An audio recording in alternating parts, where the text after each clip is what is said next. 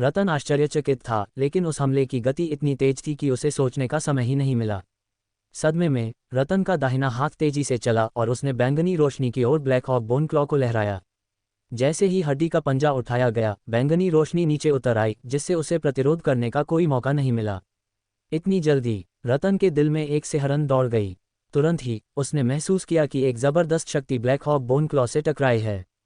उसे लगा जैसे उस पर बिजली गिर गई हो। उसका शरीर जोर से कांप रहा था और फिर अग्नि तत्व की ऊर्जा का एक विशाल उभार उसके ऊपर से गुजरा और उसे अपनी चपेट में ले लिया।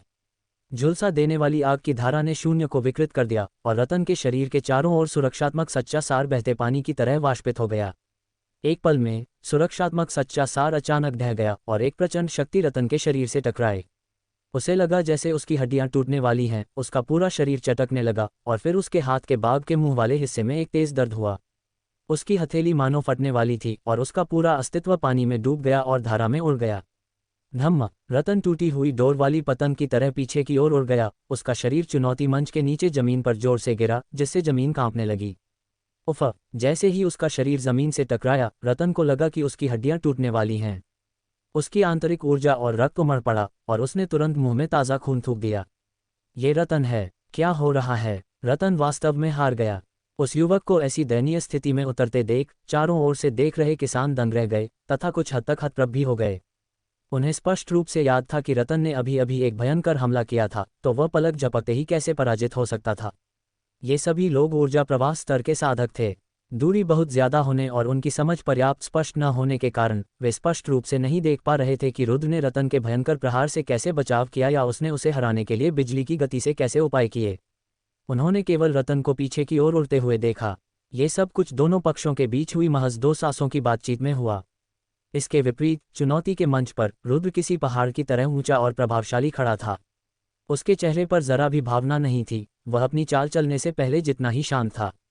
वह प्रतियोगिता के मंच पर खड़ा था। उसके लंबे बाल हवा में लहरा रहे थे, उसके वस्त्र लहरा रहे थे। सब कुछ कितना स्वाभाविक लग रहा था। ऊर्जा प्रवाह स्तर के साधकों के आश्चर्य की तुलना में हॉल मास्टर जियांग और उच्च मंच पर मौजूद अन्य लोगों की आंखें आश्चर्य और परमानंद से भरी हुई थीं। ये दाव आकर्षण है। हॉल मास्टर जियांग की आंखें जल रही थीं और वह बुदबुदाया। अभी तो वह अभिनय के लिए तैयार नहीं लग रहा था, लेकिन वास्तव में वह चुनौती का सामना करने के लिए पहले से ही तैयार था। वह महान दाव के प्राकृतिक सार को समझ रहा था, खुद को प्राकृतिक दुनिया में एकीकृत कर रहा था। उसका शरीर हवा के साथ हिल रहा था, आसानी से उस प्रहार से बच रहा था। हाँ, इस बच्चे ने वाकई मार्शल दाव टैबलेट में मार्शल आर्ट के असली अर्थ की झलक महसूस की। इससे वह आश्चर्यचकित होने के साथ साथ अविश्वसनीय रूप से उत्साहित भी महसूस कर रहा था। रुद्र के प्रदर्शन ने उन्हें बहुत संतुष्ट कर दिया। मार्शल आर्ट का असली अर्थ बहुत ही अलौकिक है। अगर कोई इसके सिद्धांतों को समझ भी ले तो भी उसे पूरी तरह से समझना मुश्किल है। लेकिन रुद्र ने ऐसा कर दिखाया, जो ये दिखाने के लिए पर्याप्त है कि उसकी प्रतिभा कितनी आश्चर्यजनक है। उसने न केवल प्राकृतिक दुनिया के साथ जुड़कर गति तकनीकों को समझा, बल्कि अभी अभी किया गया वह प्रहार बिजली जैसा शक्तिशाली था, जिसमें एक प्रकार का संवेग था। इसीलिए वह रतन को एक ही झटके में एक अदम्य शक्ति से परास्त कर पाया और प्रतिद्वंद्वी को विरोध करने का मौका भी नहीं दिया। उसके बगल में बर्फ सी सफ़ेद दाढ़ी वाले एक बुजुर्ग ने अपनी बूढ़ी आंखें सिकोड़ लीं, उनमें प्रशंसा की एक चमक टिमटिमा रही थी। इस गति तकनीक और इस हमले का संयोजन एक उत्तम युद्ध तकनीक है। साधारण स्वर्गीय मार्शल आर्ट की भी इससे तुलना करना मुश्किल होगा। ये बुजुर्ग कोर हॉल से एक वरिष्ठ व्यक्ति था, जो नवजात आत्मा क्षेत्र में एक शक्तिशाली व्यक्ति था, और स्वर्गीय युआन संप्रदाय में उसकी स्थिति भी कुछ लोगों द्वारा अद्वितीय थी। अपनी शक्तिशाली धारणा के साथ बूढ़े व्यक्ति ने एक नज़र में रुद्र की नींव को देख लिया। अभी प्रतिद्वंद्वी के हमले से बचने से लेकर पलटवार करने तक युवक की गतिविधि लगभग निर्बाध थी, पूरी तरह से एकल युद्ध तकनीक की तरह। ये रुद्र वास्तव में अच्छा है। ऐसी प्रतिभा पूरे स्वर्गीय युआन संप्रदाय में भी दुर्लभ है। हे, सचमुच युवा पीढ़ी बहुत शक्तिशाली है। हर शिखर के शिखर गुरुओं ने मुस्कुराते हुए सिर हिलाया। अब जब हमारे स्वर्गीय युआन संप्रदाय में इतनी प्रतिभा है, तो भविष्य में हम और भी मजबूत आधार पा सकेंगे। हे, हॉल मास्टर जियांग, आपने इस बार बहुत बड़ा योगदान दिया है। संप्रदाय गुरु को जब ये बात पता चलेगी तो वे ज़रूर आपकी सराहना करेंगे। हे, ये हमारे संप्रदाय का सौभाग्य है कि हमें ऐसी प्रतिभा मिली। हॉल मास्टर जियांग बहुत खुश दिख रहे थे और मुस्कुराए। रुद्र ने अभी जो प्रतिभा दिखाई है, उससे लगता है कि उसने उस मार्शल दाव टैबलेट में बहुत कुछ समझ लिया है। समय आने पर वह भविष्य में अपने दाव को ज़रूर समझ पाएगा। उस समय वह निश्चित रूप से एक विलक्षण प्रतिभा बन जाएगा जो पूरे दक्षिणी सीमा के प्रतिभाशाली लोगों के बीच गर्व से खड़ा होगा। आपको यह अवश्य जानना चाहिए कि इस रुद्र के पास एक दोषरहित मार्शल आत्मा भी है।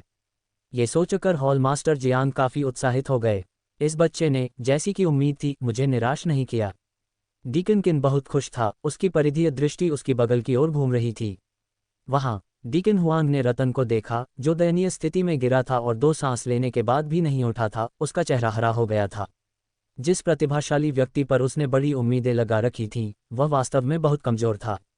इसके अलावा उसकी वर्तमान चोटों को देखते हुए उसके पास स्वर्गीय शो गार्डन के लोगों को चुनौती देने के लिए लड़ने की लगभग कोई ताकत नहीं बची थी। क्या इस बच्चे ने सचमुच गहन अर्थ समझ लिया? डीकन हुआंग ने भौहें चढ़ाईं। उसका चेहरा कड़वे तरबूज जैसा था। हालांकि वह अभी भी अपने दिल में इसे स्वीकार नहीं करना चाहता था, लेकिन तथ्य उसके सामने थे और उसके पास झुकने के अलावा कोई विकल्प नहीं था। मूल संरचना क्षेत्र में अपनी साधना के साथ डीकन हुआंग स्वाभाविक रूप से देख सकता था कि रुद्र की जीत महज एक साधारण संयोग नहीं थी। वाकई वह एक प्रतिभाशाली व्यक्ति है। ऊंचे मंच पर, जहां न्यू शो गार्डन के शिष्य बैठे थे, रेफरी का दिल थोड़ा कांप उठा। वह भी अपने सामने के दृश्य को देखकर चौंक गया। वह रुद्र से ज्यादा दूर नहीं था और अपनी शक्तिशाली धारणा से उसने युद्ध के लगभग सभी विवरणों को समझ लिया था। मैं घोषणा करता हूं कि रुद्र जीत गया है और रतन की जगह पहला स्थान ले रहा है। एक क्षण बाद रेफरी ने अपनी भावनाओं को शांत करने के लिए गहरी सांस ली और परिणाम घोषित करने के बाद अन्य शिष्यों की ओर मुड़कर पूछा, क्या आप में से कोई ऐसा है जो रुद्र को चुनौती देना चाहता हो? नहीं। न्यू शो गार्डन के सभी शिष्यों ने अपना सिर हिलाया। मजाक कर रहे हो क्या? रतन भी कमजोर था। क्या वे रुद्र को चुनौती देकर गाली नहीं ढूंढ रहे होंगे? ऐसा लगता है कि वरिष्ठ भाई जियाओ की ताकत फिर से काफी बढ़ गई है। वरिष्ठ भाई जियो सचमुच अद्भुत हैं। संबा और प्रेम दोनों के चेहरे पर मुस्कान थी और वे प्रशंसा से भरे हुए लग रहे थे। वे केवल 2 महीने से अलग थे और ऐसा लग रहा था कि रुद्र ने पहले ही उनके बीच एक लंबा अंतराल पैदा कर दिया था, जो लगभग अथाह था। रतन, क्या आप अभी भी दूसरों को चुनौती देना चाहते हैं? रेफरी ने पूछना जारी रखा। मैं। रतन ने गहरी सांस ली। जमीन से उठने के लिए संघर्ष कर रहा था, बस ये कहने का साहस जुटाना चाहता था कि वह चुनौती देना चाहता है। लेकिन इस समय उसकी आंतरिक ऊर्जा और रक्त उमड़ पड़ा और उसने मुंह में ताज़ा खून थूक दिया। उसका पूरा शरीर कमजोर महसूस कर रहा था। रुद्र के प्रहार में अभी अभी एक निश्चित गति थी जिससे उसे गंभीर चोटें आईं और उसके पास लड़ने की कोई ताकत नहीं बची थी। रुद्र भी अपने प्रहार की शक्ति से थोड़ा आश्चर्यचकित था। मैं देख रहा हूं कि आपकी चोटें हल्की नहीं हैं, आपको नीचे जाकर ठीक होना चाहिए, रेफरी ने कहा। और फिर कोई आया और रतन को ले गया। हालांकि रतन तैयार नहीं था, उसकी चोटें बहुत गंभीर थीं। अब तो प्रारंभिक ऊर्जा प्रवाह स्तर का एक साधक भी उसे आसानी से हरा सकता था, तो वह फिर से कैसे लड़ सकता था? अपनी लाचारी में उसके पास जाकर उपचार करने के अलावा कोई विकल्प नहीं था। अन्यथा अगर उसकी चोटें और बढ़ जाती तो उसका जीवन सचमुच बर्बाद हो जाता। ठीक है, तो न्यू शो गार्डन की रैंकिंग की लड़ाई खत्म हो गई है। पहला स्थान रुद्र का है, दूसरा स्थान पायल का है और तीसरा स्थान संबा का है। रतन के जाने के बाद रेफरी ने रैंकिंग की घोषणा शुरू की। अब आप हेवनली शो गार्डन के शिष्यों को हेवनली शो गार्डन में आगे बढ़ने के लिए चुनौती दे सकते हैं। इसी तरह आपके पास चुनौती देने के 3 मौके हैं और अगर आप असफल भी हो जाते हैं तो कोई बात नहीं। स्वर्गीय शो गार्डन के शिष्यों को चुनौती दो। ये सुनकर संबा को कोशिश करने की थोड़ी उत्सुकता महसूस हुई। प्रेम के चेहरे पर भी उत्साहपूर्ण भाव था। अब वे मध्य ऊर्जा प्रवाह स्तर के शिखर पर प्रवेश कर चुके थे और उनकी शक्ति कमजोर नहीं थी। स्वर्गीय शो गार्डन में कई शिष्य भी थे जो अभी भी मध्य ऊर्जा प्रवाह स्तर में थे, इसलिए उनके पास भी चुनौती देने की योग्यता थी। एक क्षण रुककर रेफरी ने आगे कहा, निस्संदेह जो शिष्य 5 प्रमुख शिखर प्रणालियों से आगे बढ़े हैं वे भी भविष्य में आपके प्रतिस्पर्धी बनेंगे, इसलिए आपको आने वाले समय में साधना के लिए कड़ी मेहनत करनी होगी। 5 प्रमुख शिखर प्रणालियां। ये सुनकर न्यू शो गार्डन के शिष्यों ने एक अन्य ऊंचे मंच की ओर देखा। वहां 50 शिष्य थे और उनमें से कुछ उच्च शिक्षित शिष्य भी स्वर्गीय सत्य तत्व क्षेत्र में प्रवेश कर चुके थे। हालांकि इन लोगों का शरीर सामान्य था और बाद की साधना में आत्मिक शरीर वाले शिष्यों से आगे निकल पाना उनके लिए कठिन होगा। इसलिए जिन लोगों में वाकई अच्छी प्रतिभा थी उन्होंने उन पर ज्यादा ध्यान नहीं दिया। रुद्र ने स्वाभाविक रूप से और भी कम ध्यान दिया। पहली पंक्ति में अपना स्थान लेने के बाद उसकी नज़र उस ऊंचे मंच पर पड़ी जहां स्वर्गीय शो गार्डन के शिष्य बैठे थे। उस अविश्वसनीय रूप से विशाल ऊंचे मंच पर एक चुनौती मंच भी था और उस समय लोग भीषण मुकाबलों में व्यस्त थे। हेवनली शो गार्डन में लोगों की संख्या अधिक थी, इसलिए रैंकिंग चुनौती मैच अभी समाप्त नहीं हुए थे। हालांकि इस समय चुनौतियां भी काफी रोमांचक थीं। स्वर्गीय शो गार्डन के शिष्यों ने नए शो गार्डन के शिष्यों से 3 महीने पहले ही संप्रदाय में प्रवेश कर लिया था। न केवल उन्हें समय का लाभ था, बल्कि उनकी शारीरिक बनावट भी थोड़ी मजबूत थी, क्योंकि उनकी अच्छी शारीरिक बनावट के कारण उन सभी की सिफारिश या खोज की गई थी और फिर उन्हें एक साथ कोर हॉल में भेजा गया था। न्यू शो गार्डन में केवल रुद्र के पास स्वर्ग को चुनौती देने वाली काया थी, जो एक दोषरहित मार्शल आत्मा थी। अगला था रतन, जिसके पास मार्शल आत्मा होने के बावजूद उसकी विरासत का मूल्य केवल 41 था। हालांकि स्वर्गीय शो गार्डन में 40 से ऊपर आत्मा शरीर मूल्यों वाले कुछ लोग नहीं थे। उनमें से कुछ तो स्वर्ग को चुनौती देने वाले अस्तित्व भी थे। ये स्वर्गीय शो गार्डन से रायन है। इसके पास एक स्वर्गीय आत्मिक शरीर है जिसका आत्मिक शरीर मूल्य 72% है। ये शरीर पूरे कोर हॉल में एक सर्वोच्च स्तर का अस्तित्व भी है। हे, अगर आपके पास एक दोषरहित मार्शल आत्मा नहीं होती तो मुझे डर है कि यह सबसे अधिक आत्मिक शरीर मूल्य वाला व्यक्ति होता। प्रेम ने चुपचाप स्वर्गीय शो गार्डन में प्रथम स्थान प्राप्त युवक का परिचय रुद्र से कराया। उसके शब्द श्रद्धा से भरे थे। ली जुन। रुद्र की आंखें चमक उठीं। उसने उस व्यक्ति को पहले भी देखा था, वह मार्शल दाओ की विरासत को समझने के लिए उसके साथ गया था। हालांकि ये व्यक्ति इसे समझने में सफल नहीं हुआ और इसके बजाय उसके दिमाग को हल्की चोट पहुंची, जिससे उबरने के लिए उसे कई दिनों तक उपचार करना पड़ा। दूसरे स्थान पर आने वाले व्यक्ति का नाम जय है। ऐसा कहा जाता है कि उसके पास एक रहस्यमय मार्शल आत्मा है जिसका वंशानुक्रम मूल्य 69% है। उसे स्वर्गीय शो गार्डन का सबसे संभावित शिष्य माना जाता है और भविष्य में रायन से आगे निकलने की उसकी संभावना है। उसका भविष्य असीम है। प्रेम ने आगे कहा, ऐसा प्रतीत होता है कि उसने स्वर्गीय शो गार्डन के शिष्यों की विशेष रूप से जांच पड़ताल की है और उसे कुछ शीर्ष प्रतिभाशाली शिष्यों के शरीर की स्पष्ट समझ है। रहस्यमय मार्शल आत्मा और 69% का विरासत मूल्य। ये सुनकर रुद्र जय पर कुछ और नजरें डालने से खुद को रोक नहीं सका। यह एक युवा व्यक्ति था जिसकी अभिव्यक्ति लकड़ी जैसी थी और आंखें थोड़ी ठंडी थीं।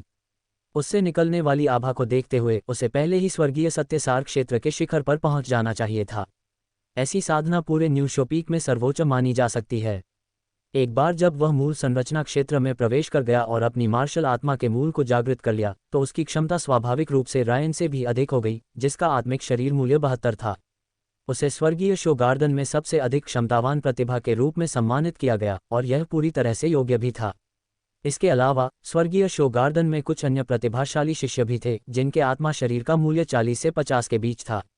हालांकि ऐसे लोग बहुत ज्यादा नहीं थे, केवल 6 या 7, और शेष लोगों में से अधिकांश के आत्मा शरीर का मूल्य 30% के आसपास था। रुद्र ने अपनी निगाहें वापस लेने से पहले चुपके से त्यानिक्सियू गार्डन के शिष्यों को देखा। त्यानिक्सियू गार्डन में केवल 2 लोग ही उसके विरोधी हो सकते थे, एक था ली जून और दूसरा था जय। लेकिन वे केवल विरोधी थे। अब जब रुद्र को मार्शल आर्ट की सच्ची समझ आ गई थी तो उसमें स्वाभाविक आत्मविश्वास और शक्तिशाली लड़ाकू भावना आ गई थी। उसके हृदय में एक निडर विश्वास लगातार पनप रहा था और जड़ें जमा रहा था। अपराजित रहने के लिए निडर होना और बिना किसी हिचकिचाहट के आगे बढ़ना जरूरी है। जैसे जैसे समय बीतता गया, त्यानिक्सियू गार्डन और 5 चोटियों के शिष्यों के लिए चुनौती मैच भी समाप्त हो गए। क्या कोई और चुनौती देना चाहता है? ऊंचे मंच पर, जहां त्यानिक्सियू गार्डन के अनुयायी बैठे थे, एक रेफरी ने भीड़ को देखा और गहरी आवाज में पूछा। जैसे ही उसकी नज़र उन पर पड़ी, सब चुप हो गए। अब रैंकिंग काफ़ी हद तक तय हो चुकी थी। यद्यपि हर कोई अपनी रैंकिंग में सुधार करना चाहता था, लेकिन यदि उनकी ताकत कमतर थी तो दूसरों को बार बार चुनौती देने से केवल चोट ही लगती। कोर हॉल में, अगर आप घायल हो गए और 10 दिन या आधे महीने तक देरी हो गई तो बाद में कई लोग आपसे आगे निकल सकते थे। इसलिए फायदे और नुकसान को तौलने के बाद बहुत कम लोग ऐसे विरोधियों को चुनौती देते थे जिन्हें हराना मुश्किल होता था। कई सांसें बीत गईं और कोई बोला नहीं। चूंकि मामला ऐसा ही है, ये देखकर कि कोई भी नहीं बोला, रेफरी ने अंत की घोषणा करने की तैयारी की। उसी समय न्यू टैलेंट गार्डन के कुछ शिष्य अपनी मुट्ठियां रगड़ रहे थे, चुनौती देने के लिए तैयार दिख रहे थे। रुद्र भी त्यानिक्सियू गार्डन की चुनौतियों के अंत का इंतजार कर रहा था ताकि वह वहां शिष्यों को चुनौती दे सके। लेकिन इसी समय दूसरे स्थान पर काबिज जय, जो आंखें कसकर बंद किए बैठा था, ने अचानक आंखें खोल दीं। उसका चेहरा ठंडा और कठोर था और उसकी गहरी आंखों में एक दिल दहला देने वाली रोशनी टिमटिमा रही थी। अगले ही पल वह अचानक उठ खड़ा हुआ। उसकी नज़र उसके बगल में खड़े रायन पर पड़ी। वरिष्ठ भाई रायन, आओ और लड़ो। जय के चेहरे पर लकड़ी जैसी लगभग ठंडी अभिव्यक्ति थी और सपाट स्वर में बोलने के बाद वह सीधे अपने सामने रखे चुनौती मंच की ओर चल पड़ा। उसके कदम स्थिर थे, उसकी भावनाएं शांत थीं और उनमें कोई अतिरिक्त हलचल नहीं दिख रही थी। ऐसा लग रहा था कि जय को ली जून को चुनौती देने में कोई खास दबाव या उत्साह महसूस नहीं हो रहा था। इस युवक की अभिव्यक्ति ने लोगों को अथाह गहराई का एहसास कराया। ये जय वाकई एक अनोखा व्यक्तित्व है। कुछ ही दूरी पर रुद्र की नज़रें थोड़ी घूम गईं और वह जय पर एक और नज़र डालने से खुद को रोक नहीं सका। इस युवक की आभा से ऐसा प्रतीत हो रहा था कि रायन का सामना करते समय भी उसमें बहुत आत्मविश्वास था। चूंकि तुम लड़ाई चाहते हो, मैं अंत तक तुम्हारा साथ दूंगा। रायन ने कंधे उचका दिए, मानो उसे जय की चुनौती का अंदाजा हो। उसकी आंखें तुरंत हिल गईं, एक तेज चमक चमक उठी और फिर उसका शरीर बिजली की तरह तेजी से हिला, अचानक उस चुनौती वाले मंच की ओर बढ़ गया। क्या जय ली जून को चुनौती देने जा रहा है? वे त्यानिक्सियु गार्डन के 2 सबसे शीर्ष स्तर के प्रतिभाशाली लोग हैं, व्यवहारिक रूप से राक्षसी। ऐसा कहा जाता है कि रायन का आत्मा शरीर मूल्य 72% है, जो पूरे कोर हॉल में शायद ही कभी मिलता है। वह जय भी असाधारण है। उसके पास मार्शल स्पिरिट है, जिसका विरासत मूल्य 69% है, जिसकी तुलना भी आम लोग नहीं कर सकते। अब जब ये दोनों लड़ रहे हैं, तो शीर्ष स्थान का दावा कौन करेगा? जब उन्होंने जय और ली जून को चुनौती मंच पर एक दूसरे का सामना करते देखा, तो पूरा मार्शल आर्ट क्षेत्र भड़क उठा। 5 चोटियों से आए हजारों शिष्यों के साथ साथ कोर हॉल से आए शिष्यों के चेहरे पर उत्साह दिखाई दिया और वे उत्साहपूर्वक चर्चा कर रहे थे। ये सचमुच स्वर्ग से भेजी गई प्रतिभाएं थीं, और अब जब वे लड़ने वाले थे, तो हर कोई उनकी आंखों का आनंद लेना चाहता था। यहाँ तक कि उच्च मंच पर बैठे शिखर गुरु और उपयाजक भी इन दोनों के बीच टकराव देखने के लिए उत्सुक थे। चुनौती मंच पर दोनों युवक एक दूसरे के सामने खड़े थे और आसपास की हवा ठोस होती जा रही थी। जय का चेहरा लकड़ी जैसा था, लगभग ठंडा, लेकिन उसकी गहरी आंखों में एक तेज चमक झिलमिला रही थी। लीजुन लंबा और पतला, सुंदर और असाधारण था। जब उसके लंबे बाल लहराते थे तो उसका स्वभाव कुछ अलौकिक सा लगता था। इस समय उनकी आंखें मिली और दोनों में अनजाने में ही लड़ने की भावना भर गई। वाह! एक क्षण बाद रायन के चारों ओर की हवा कांप उठी और एक शक्तिशाली आभा फूट पड़ी। सच्चे युवान क्षेत्र का अंतिम चरण, महान उपलब्धि चरण। जब चुनौती मंच के पास खड़े नए शिष्यों ने इस आभा को महसूस किया, तो उनकी भौहें तन गईं और उनकी आंखों में आशंका झलकने लगी। त्यानिक्सियु गार्डन के शिष्यों में से कुछ ऐसे थे जो सच्चे युवान क्षेत्र के अंतिम चरण में प्रवेश कर चुके थे, लेकिन केवल 3 ही लघु सिद्धि चरण तक पहुंच पाए थे। हालांकि ऐसा प्रतीत होता था कि केवल रायन ही स्वर्गीय सच्चे युवान क्षेत्र के महान उपलब्धि चरण तक पहुंच पाया था। जैसे ही सभी लोग आश्चर्यचकित हुए, जय की पलकें झपक गईं और एक शक्तिशाली आभा भी फूट पड़ी। यह आभा रायन से जरा भी कम नहीं थी।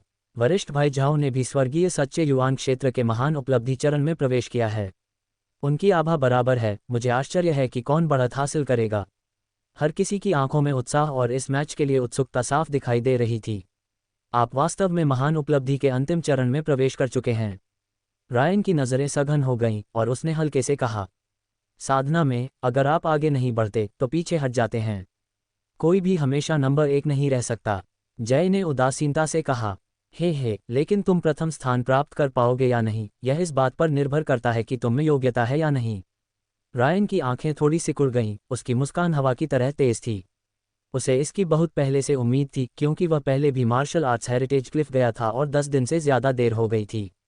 इसके अलावा समझने के दौरान उनका दिमाग क्षतिग्रस्त हो गया था और उन्हें कई दिनों तक आराम करना पड़ा था।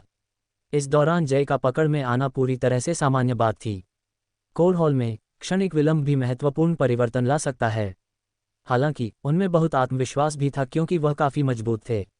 विजेता का फैसला करने के लिए एक ही लड़ाई। जय के शब्द सरल थे। उसकी नज़रें घनीभूत हुईं और उसके हाथ में तुरंत एक लंबा भाला प्रकट हो गया। भाले के शरीर से एक गहरा आभामंडल भी निकला। ये संप्रदाय द्वारा प्रदत्त एक उच्च श्रेणी का जादुई हथियार था। लीजुन ने मंद मंद मुस्कुराया और एक जादुई हथियार, एक लंबी तलवार को भी सक्रिय किया, जिसका प्रकाश तेज था और शक्तिशाली उतार चढ़ाव विकीर्ण कर रहा था। यह भी एक उच्च कोटि का जादुई हथियार था। इसकी तीक्ष्णता अद्भुत थी। त्यानिक्सियु गार्डन के सबसे उत्कृष्ट शिष्यों के रूप में इन दोनों ने विभिन्न मिशनों और परीक्षणों में खुद को प्रतिष्ठित किया था और इस प्रकार पुरस्कार अर्जित किए थे। 2 शक्तिशाली व्यक्तियों के बीच टकराव एक भयंकर युद्ध में तब्दील होना तय था। बिना कुछ और कहे चुनौती मंच पर दोनों ने लगभग एक साथ एक दूसरे पर हमला कर दिया। लीजुन की तलवारबाजी इतनी फुर्तीली थी, मानो कोई स्वर्गीय देवता तलवार लेकर नाच रहा हो, और उसमें एक रहस्यमय आकर्षण था। हर वार सहजता से किया गया लगता था, फिर भी वह आक्रामक और रक्षात्मक दोनों था, और तलवारबाजी की तकनीकें एक दूसरे से जुड़ी हुई थीं, पानी की तरह बह रही थीं, जिससे उसके प्रतिद्वंद्वी को कोई मौका नहीं मिलता था। लीजुन की निरंतर और परिष्कृत शैली की तुलना में जय के हमले बहुत अधिक प्रभावशाली थे। उसका लंबा भाला शून्य में चमकते हुए किसी उल्कापिंड की तरह नाच रहा था। उसकी गति गरजने जैसी थी। भाले का हर वार शून्य को भेदता हुआ प्रतीत हो रहा था, जिससे लोगों के दिलों की धड़कनें तेज हो रही थीं। हालांकि जैसे जैसे लड़ाई आगे बढ़ी, उन दोनों के भीतर का सच्चा युवान धीरे धीरे खत्म होता गया। ली जुन ने शुरू में रक्षा पर ध्यान केंद्रित किया, कभी कभी हमला किया, हमेशा अपने सच्चे युआन की न्यूनतम खपत को बनाए रखा। लेकिन जय हर बार पूरी ताकत से हमला करता था। हालांकि उसके हमले भयंकर थे, लेकिन उनमें बहुत सारा सच्चा युआन खत्म हो जाता था। अगर वह लगातार हमला करता तो वह उसे बर्दाश्त नहीं कर पाता। ली जुन की तलवारबाजी निरंतर और तेज है। वह भी बस धीरज रखना चाहता है, अपने प्रतिद्वंद्वी के पूरी ताकत झोंकने का इंतजार कर रहा है, फिर जोरदार वार कर सकता है। इतना स्थिर स्वभाव काफी अच्छा है। मेरा अनुमान है कि यह जय 20 चालों में ही हार जाएगा। ऊंचे मंच पर एक बुजुर्ग ने आंखें सिकोड़कर टिप्पणी की। जरूरी नहीं, रायन का सच्चा युआन सचमुच ज्यादा शुद्ध है और जय से थोड़ा बेहतर है, लेकिन यह मत भूलिए कि जय के पास एक मार्शल स्पिरिट है। उसने अभी तक इस तुरुप के पत्ते का इस्तेमाल नहीं किया है। हालांकि रायन अच्छा है, लेकिन एक स्पिरिट बॉडी से युद्ध शक्ति बढ़ाना अंततः मुश्किल होता है। एक अन्य बुजुर्ग ने अपना सिर हिलाया और एक विपरीत राय रखी। एक स्पिरिट बॉडी साधकों को प्राकृतिक दुनिया के साथ ज्यादा तालमेल बिठा सकती है, उनकी साधना गति बढ़ा सकती है, लेकिन यह मार्शल स्पिरिट जितना रहस्यमय नहीं है। कभी कभी एक शक्तिशाली मार्शल स्पिरिट ही स्थिति को बदलने के लिए पर्याप्त होती है। हे, ये तो सच है, लेकिन एक आत्मिक शरीर भी अपने इस्तेमाल के लिए स्वर्ग और पृथ्वी की शक्ति का उपयोग कर सकता है। ली जुन को प्राकृतिक दुनिया की कुछ समझ जरूर है, वरना उसकी तलवारबाजी इतनी निरंतर और स्वाभाविक नहीं होती। उसकी तलवार का ये वार तो देखो, ये बहुत ही सहज लगता है, लेकिन बल और कोण पूरी तरह नियंत्रित हैं, इसीलिए वह जय के तीखे वार को चतुराई से बेअसर कर सकता है। ये दिखाने के लिए काफ़ी है कि ली जुन असाधारण है। बुजुर्ग ने कहा, उसकी तलवार का ये वार तो देखो, ये बहुत ही सहज लगता है, लेकिन बल और कोण पूरी तरह नियंत्रित हैं, इसीलिए वह जय के तीखे वार को चतुराई से बेअसर कर सकता है। ये दिखाने के लिए काफ़ी है कि ली जुन असाधारण है। इस जय का चेहरा दृढ़ है और वह अविश्वसनीय रूप से बहादुर है।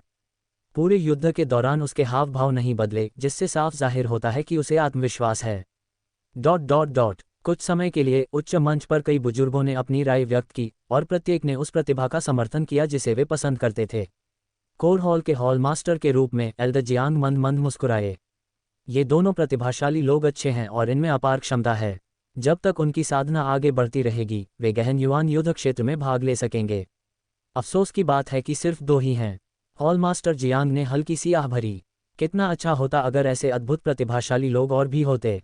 यद्यपि उड़ते हुए ड्रैगन शिखर के अधिकांश शिष्य सिद्ध सच्चे युआन क्षेत्र तक पहुंच चुके हैं, लेकिन बहुत कम लोग प्रतिभा और क्षमता के इस स्तर तक पहुंच पाए हैं। न केवल ये लोग लड़ाई पर ध्यान दे रहे थे, बल्कि रुद्र भी ध्यान से आगे देख रहा था। क्योंकि इन दोनों में से एक उसकी चुनौती का लक्ष्य बनेगा, इसलिए उसे उनके कुछ तुरुप के पत्तों को समझने की जरूरत थी। वह जय लगभग थक चुका है। अचानक रुद्र की आंखें चमक उठी। उसने देखा कि जय की आभा कमजोर पड़ने लगी थी। टकराना। एक धीमी सी आवाज के साथ चुनौती मंच पर रोशनी टिमटिमाई और जय का शरीर थोड़ा कांप उठा और वह 7 मीटर दूर उड़ गया। अपनी शारीरिक बनावट के कारण जय के भीतर का सच्चा युआन रायन की तुलना में बहुत कम शुद्ध था, इसलिए इसकी खपत भी अधिक थी। विजेता का फैसला करने का समय आ गया है। इस क्षण रायन के सुंदर चेहरे की मुस्कान गायब हो गई और उसकी आंखों में एक तेज चमक उठी।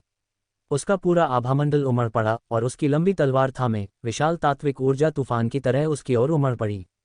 ली जुन मंच पर ऊंचा खड़ा था, उसके सिर के ऊपर से तात्विक ऊर्जा उमड़ रही थी, जो उसकी लंबी तलवार पर केंद्रित हो रही थी। एक भयानक शक्ति लगातार एकत्रित हो रही थी। वह अपने आत्मिक शरीर का लाभ उठाकर स्वर्ग और पृथ्वी की आध्यात्मिक ऊर्जा को अपने उपयोग के लिए उपयोग कर रहा था। आत्मिक शरीर वाला प्रत्येक साधक अपनी आभा बढ़ाने के लिए कमोबेश उसी के अनुरूप तात्विक ऊर्जा का उपयोग कर सकता है। हालांकि रायन जैसे किसी व्यक्ति के लिए इतना बड़ा हंगामा खड़ा करना अत्यंत दुर्लभ था। उसके सिर के ऊपर तात्विक ऊर्जा एकत्रित हो गई, जिससे तेज हवा की आवाज हुई, मानो ऊर्जा की नदी बह रही हो, जो आश्चर्यजनक था। ये रायन बहुत शक्तिशाली है। वास्तव में 72% आत्मा शरीर मूल्य के साथ स्वर्ग से भेजी गई प्रतिभा होने के योग्य है। इस लाभ के साथ वह और भी शक्तिशाली अस्तित्वों से मुकाबला करने के लिए पर्याप्त है। आसपास के साधक आश्चर्यचकित थे और उन्हें आत्मिक शरीरों की बेहतर समझ प्राप्त हुई। एक शक्तिशाली आत्मिक शरीर द्वारा खींची गई स्वर्ग और पृथ्वी की तात्विक ऊर्जा एक साधक के आभामंडल को पूरी तरह और महत्वपूर्ण रूप से बढ़ा सकती है। ली जुन के चारों ओर एक शक्तिशाली आभामंडल इकट्ठा हो गया। इस समय उसकी आभामंडल प्रभावशाली थी, जो सत्य सार के अंतिम चरण के सिद्धि क्षेत्र के साधकों के समान थी। इस आभामंडल के तहत जय स्पष्ट रूप से नुकसान में था और उसके लिए प्रतिरोध करना लगभग असंभव था। स्वर्गीय मूल तलवार कला, मार्गदर्शक तलवार गति। ली जुन के चारों ओर सच्चे सार की नदियां बह निकलीं, मानो कोई सर्वोच्च सत्ता अवतरित हो गई हो। अपनी लंबी तलवार थामे उसने शून्य को चीरते हुए सीधे अपने सामने जय पर वार किया। तलवार की रोशनी टिमटिमा रही थी, मानो शून्य को चीरती हुई एक तेज चमक हो। उसके बाद लंबी तलवार पर सांस लेता सच्चा सार लंबे ड्रैगन की तरह जय की ओर बरसता हुआ प्रतीत हो रहा था। तलवार का ये प्रहार गति दोनों ही दृष्टि से आश्चर्यजनक स्तर पर पहुंच गया। हौंफना, कई लोग हौंफने लगे। उन्हें ये कल्पना करना कठिन लग रहा था कि यदि उन्हें इस हमले का सामना करना पड़ा तो निस्संदेह वे आसानी से पराजित हो जाएंगे और गंभीर रूप से घायल हो जाएंगे। इस प्रहार की शक्ति वास्तव में अंतिम चरण के समापन क्षेत्र में प्रतिभाओं के साथ प्रतिस्पर्धा कर सकती है। रुद्र की पलकें थोड़ी सी झपक गईं। ली जुन अपनी शक्ति से सच्चे सार के अंतिम चरण के सिद्धि क्षेत्र में स्थित प्रतिभाशाली लोगों से पूरी तरह से लड़ सकता था। अगर वह सिद्धि क्षेत्र का कोई साधारण साधक होता तो वह उसका सामना करने में पूरी तरह असमर्थ होता। साधारण लोगों के पास आत्मा की कलाकृतियां नहीं थीं और उन्हें मार्शल आर्ट की गहरी समझ नहीं थी, इसलिए उनकी युद्ध शक्ति की तुलना प्रतिभाशाली लोगों से बिल्कुल नहीं की जा सकती थी। क्या जय अभी भी निडर है? अचानक रुद्र की आंखें चमक उठीं। उसने जय को गौर से देखा, उसकी आंखों में आश्चर्य साफ झलक रहा था। ली जुन का वार बिल्कुल भी ऐसा नहीं था जिसकी तुलना आम लोग कर सकें। तार्किक रूप से जय, जिसने अब तक काफी मात्रा में सच्चा सार ग्रहण कर लिया था, अब एक दुर्जय दुश्मन का सामना कर रहा होगा। हालांकि सावधानीपूर्वक अवलोकन के माध्यम से रुद्र ने जय की गहरी आंखों में एक मजबूत युद्ध की मंशा उभरती हुई देखी। इस युद्ध की मंशा प्रकट होने के बाद उसकी आंखों में रोशनी चमक उठी और पूरा शून्य एक पल के लिए कांप उठा। इस सूक्ष्म उतार चढ़ाव के तहत रायन का हमला भी थोड़ा रुक गया। वाह! अचानक शून्य कांप उठा, प्रकाश और छाया टिमटिमा उठे और जय का पूरा आभामंडल उमड़ पड़ा। एक भयानक उतार चढ़ाव पहाड़ की बाढ़ की तरह फैल गया। अपना लंबा भाला थामे वह पूरी तरह निडर होकर अपने सामने खड़े रायन की ओर झपटा। भाले की रोशनी नौ आकाशों में नाचती हुई टिमटिमा रही थी। जय के वस्त्र हवा में लहरा रहे थे और उसके हाथ में पकड़ा लंबा भाला नीचे उतरा, तलवार की धार पर सटीक वार कर रहा था। झनकार, एक तीखी टक्कर की आवाज गूंजी, चिंगारियां उड़ी और चुनौती के मंच पर लहरें उठीं। एक अदृश्य उतार चढ़ाव ने रायन द्वारा खींचे गए सारे सच्चे सार को चकनाचूर कर दिया। तुरंत दोनों आकृतियां कांप उठीं और पीछे हट गईं। उसने इसे अवरुद्ध कर दिया। जय की युद्ध शक्ति अचानक कैसे बढ़ गई? क्या वह पहले ही थक नहीं गया था? जैसे ही दोनों आकृतियां पीछे की ओर उड़ीं, तुरंत हंगामा मच गया। चाहे वे ऊर्जा प्रवाह स्तर के शिष्य हों या बुजुर्ग, उनकी आंखों में आश्चर्य साफ झलक रहा था। यह उसकी मार्शल स्पिरिट है। उसने अपनी मार्शल स्पिरिट की शक्ति का इस्तेमाल किया। अचानक किसी ने ध्यान से सामने देखा और चिल्लाया, मार्शल स्पिरिट! ये सुनकर सभी की निगाहें जय पर केंद्रित हो गईं। जय का शरीर थोड़ा कांप उठा। उसने अपने पैर जमीन पर टिका दिए और चुनौती के मंच पर उतरते हुए बिल्कुल शांत दिखाई दे रहा था। ध्यान से देखने पर जय के सिर के पीछे प्रकाश और छाया टिमटिमाती हुई दिखाई दे रही थी, मानो आकाश के पर्दे का एक टुकड़ा दिखाई दे रहा हो। आसमान का पर्दा बहुत धुंधला था, धुंध से भरा हुआ, मानो कोई अस्त व्यस्त दुनिया हो। नंगी आंखों से अंदर क्या है, ये साफ साफ देख पाना मुश्किल था। ये भावना एक चींटी द्वारा भगवान का सामना करने के समान थी, एक हार्दिक श्रद्धा। ये किस तरह की मार्शल स्पिरिट है? रुद्र की आंखें हिल गईं। उसने जय के पीछे दिखाई देने वाली घटना में एक प्राचीन आभा में उतार चढ़ाव भी महसूस किया। उसने इसे महसूस करने के लिए अपनी शक्तिशाली आत्मिक शक्ति का इस्तेमाल किया, लेकिन उस घटना के भीतर क्या था, ये स्पष्ट रूप से देखना मुश्किल था। कितनी रहस्यमयी मार्शल स्पिरिट! इस अद्भुत दृश्य को देखकर दर्शकों में बैठे सभी साधक चौंक गए। वे शून्य भाव से सामने देखते रहे और एक पल के लिए मानो पूरा शून्य थमसा गया, क्योंकि यह मार्शल स्पिरिट सचमुच अद्भुत चमत्कारी थी। इसकी तुलना सामान्य मार्शल स्पिरिट से नहीं की जा सकती थी।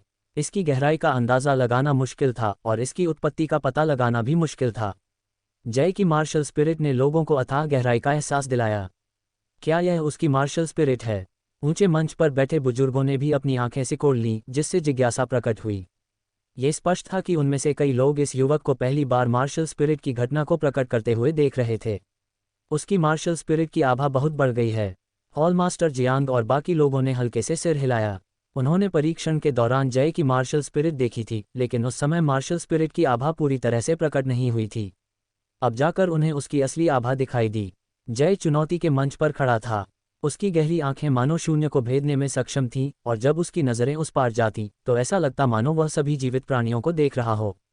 यह एक प्रकार की शक्ति थी जो आत्मा से आती थी, जन्मजात थी, और इसे जानबूझकर निर्मित करने की आवश्यकता नहीं थी। यह मार्शल स्पिरिट सरल नहीं है। स्वर्ग निगलने वाली गौरैया, जो अब तक चुप थी, अचानक बोल पड़ी। वह भी इस आभा से प्रभावित हुई। क्या आप इस मार्शल स्पिरिट को पहचानते हैं? रुद्र ने पूछा। ये पौराणिक स्वर्गीय पर्दा मार्शल स्पिरिट होनी चाहिए, जिसकी उत्पत्ति प्राचीन काल से हुई है। मुझे उम्मीद नहीं थी कि इस दक्षिणी सीमा पर भी किसी को यह विरासत में मिलेगी, स्वर्ग निगलने वाली गौरैया ने धीरे से कहा। दुनिया वाकई विशाल और अजूबों से भरी है। इस बंजर जमीन में भी प्राचीन वंशों के अवशेष मौजूद हैं। ठीक उसी तरह जैसे रुद्र, जो दक्षिणी सीमा से था, फिर भी उसके पास युद्ध मार्शल स्पिरिट थी, जो शीर्ष 10 प्राचीन मार्शल स्पिरिट में से एक थी। स्वर्गीय पर्दा, मार्शल आत्मा। रुद्र ने जिज्ञासा का संकेत दिखाया और पूछा, ये किस प्रकार की मार्शल आत्मा है?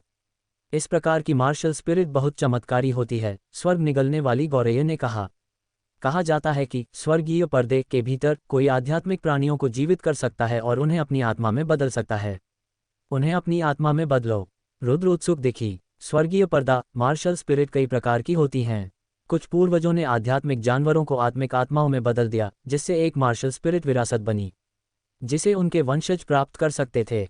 अपनी मार्शल स्पिरिट को जागृत करते समय वे आत्मिक आत्मा को भी जागृत कर सकते थे। कुछ लोग ऐसे भी थे जिन्होंने बर्फ के ब्लेड को आत्मिक आत्माओं में बदल दिया, जो उनके साथ जागृत हो जाती थीं। स्वर्गीय पर्दा, मार्शल स्पिरिट व्यक्ति की युद्ध शक्ति को बढ़ा सकती है और इसके कई कार्य हैं। यदि इसका उपयोग आत्मिक आत्मा के हमले के साथ किया जाए तो युद्ध शक्ति में भारी वृद्धि होगी। सच कहें तो यह मार्शल स्पिरिट प्राचीन काल में काफी प्रसिद्ध थी और इसमें अपार क्षमताएं हैं। कितना चमत्कारी! रुद्र का दिल थोड़ा कांप उठा।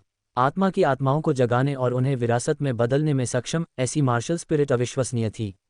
लेकिन मुझे आश्चर्य है कि उसकी मार्शल स्पिरिट में किस प्रकार की आत्मा विरासत में मिली है। एक पल के लिए वह जय की मार्शल स्पिरिट के बारे में और अधिक जानने के लिए उत्सुक हो गया। दुर्भाग्य से रुद्र ने ध्यान से महसूस किया, लेकिन स्वर्गीय पर्दे के भीतर अस्तित्व की खोज करना मुश्किल पाया। वह अपने अंदर केवल एक शक्तिशाली आभा का अनुभव कर सकता था, मानो कोई प्राचीन भयंकर पशुघात लगाए बैठा हो। इस मार्शल स्पिरिट का आभामंडल भयानक है, मानो प्राचीन काल से ही हो।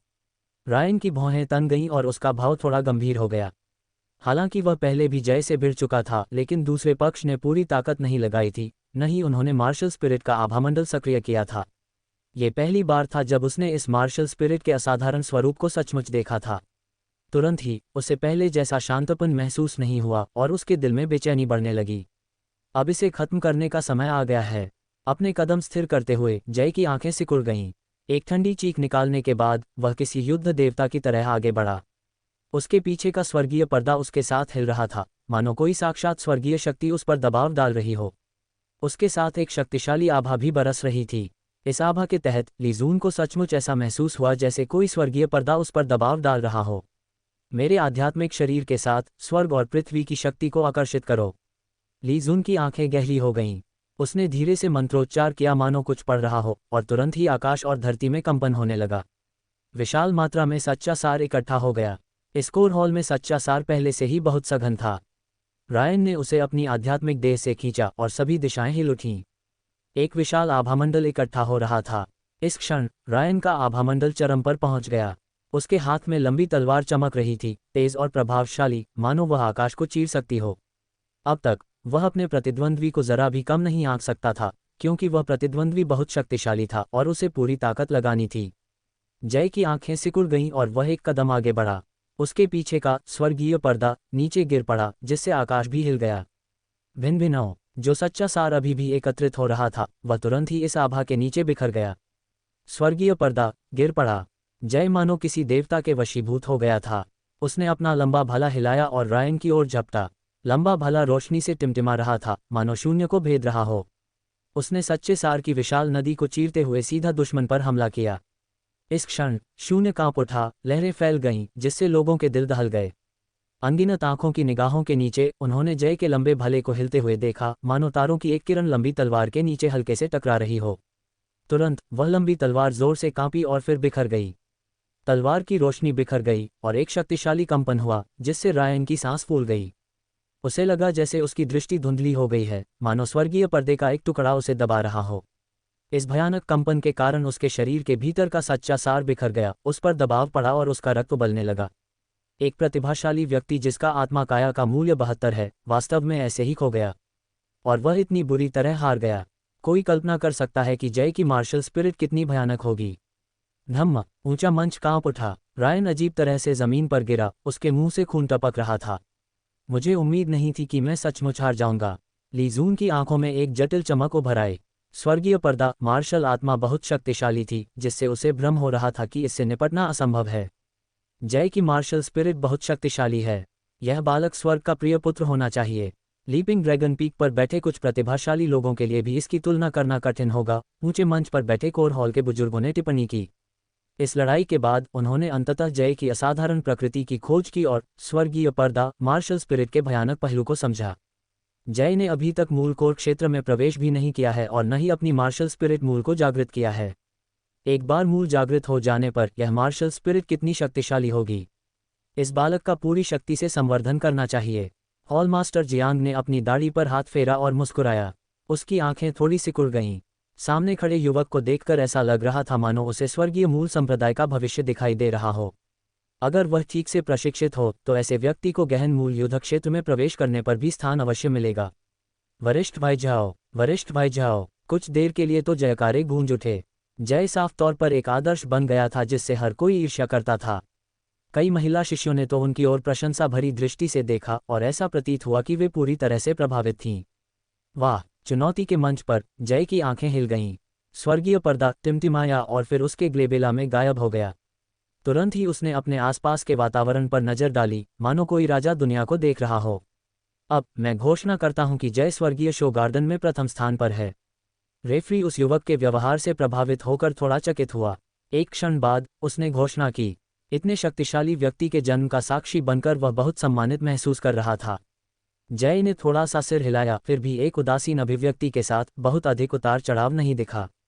ऐसा लग रहा था कि अभी तक पहला स्थान पाना उनका लक्ष्य नहीं था। तुरंत ही वह प्रथम स्थान पर आ बैठा। इस बिंदु पर हेवनली शो गार्डन चुनौती प्रतियोगिता समाप्त हो गई। यद्यपि रायन हार गए, लेकिन उनका रिकॉर्ड कायम रहा और वे दूसरे स्थान पर रहे। अगले, यदि न्यूकमर गार्डन से कोई भी शिष्य चुनौती देना चाहता है तो वह आगे आ सकता है। रेफरी की नज़र दूर स्थित ऊंचे मंच की ओर चली गई। क्या चुनौती आखिरकार शुरू होने वाली है? रुद्र की आंखें सिकुड़ गईं। उनके बगल में संबा और प्रेम भी आगे बढ़ने के लिए उत्सुक थे। पायल की आंखें झपक रही थीं, वह भी हिचकिचा रहा था। खुद पर विश्वास रखो। रुद्र ने पायल की ओर देखते हुए अपनी आंखों में प्रोत्साहन के भाव के साथ हल्का सा मुस्कुराया। ठीक है, डुआन लिंग। र की खूबसूरत आंखें झपक गईं, उसने अपने होंठ भींच लिए और फिर अचानक खड़ी हो गई। इस बिंदु पर संबा और उसके बगल में अन्य लोग भी खड़े हो गए, स्वर्गीय शो गार्डन के शिष्यों को चुनौती देने का इरादा रखते हुए। स्वर्गीय पर्दा मार्शल स्पिरिट। रुद्र के होंठ थोड़े मुड़े। जब उसने दूर ऊंचे मंच की ओर देखा तो उसकी आंखों में उत्साह झलक रहा था। वह वास्तव में देखना चाहता था कि यह चमत्कारी मार्शल स्पिरिट कितनी शक्तिशाली है। न्यू टैलेंट कोर्टयार्ड के 4 शिष्य तुरंत खड़े हो गए, जबकि बाकी लोग, हालांकि हिचकिचा रहे थे, अभी तक कोई निर्णय नहीं ले पाए थे। यदि वे किसी असफल चुनौती में घायल हो जाते हैं तो इससे वे दूसरों से पिछड़ जाएंगे। ठीक है, आप चुनौती दे सकते हैं, लेकिन अपनी सीमाएं जानें। पास के रेफरी ने रुद्र और अन्य को खड़े होते देख सलाह दी। समझ गए। सभी ने सिर हिलाया, फिर ऊंचे मंच से नीचे उतर गए और कुछ छलांग लगाते हुए आगे के मंच की ओर बढ़ गए। इस प्रकार का चुनौती मैच वहां उपस्थित लोगों को ज्यादा पसंद नहीं आया, लेकिन यदि कोई चुनौती देता तो वे शो देखने के लिए खुश होते थे। आप सभी चुनौती देना चाहते हैं? मंच पर रेफरी, जहां स्वर्गीय प्रतिभा प्रांगण के शिष्य स्थित थे, ने रुद्र और अन्य लोगों को देखते हुए पूछा। हाँ, रुद्र ने थोड़ा सिर हिलाया। ठीक है, पहले कौन चुनौती देगा? रेफरी ने उदासीनता से सबकी तरफ देखा।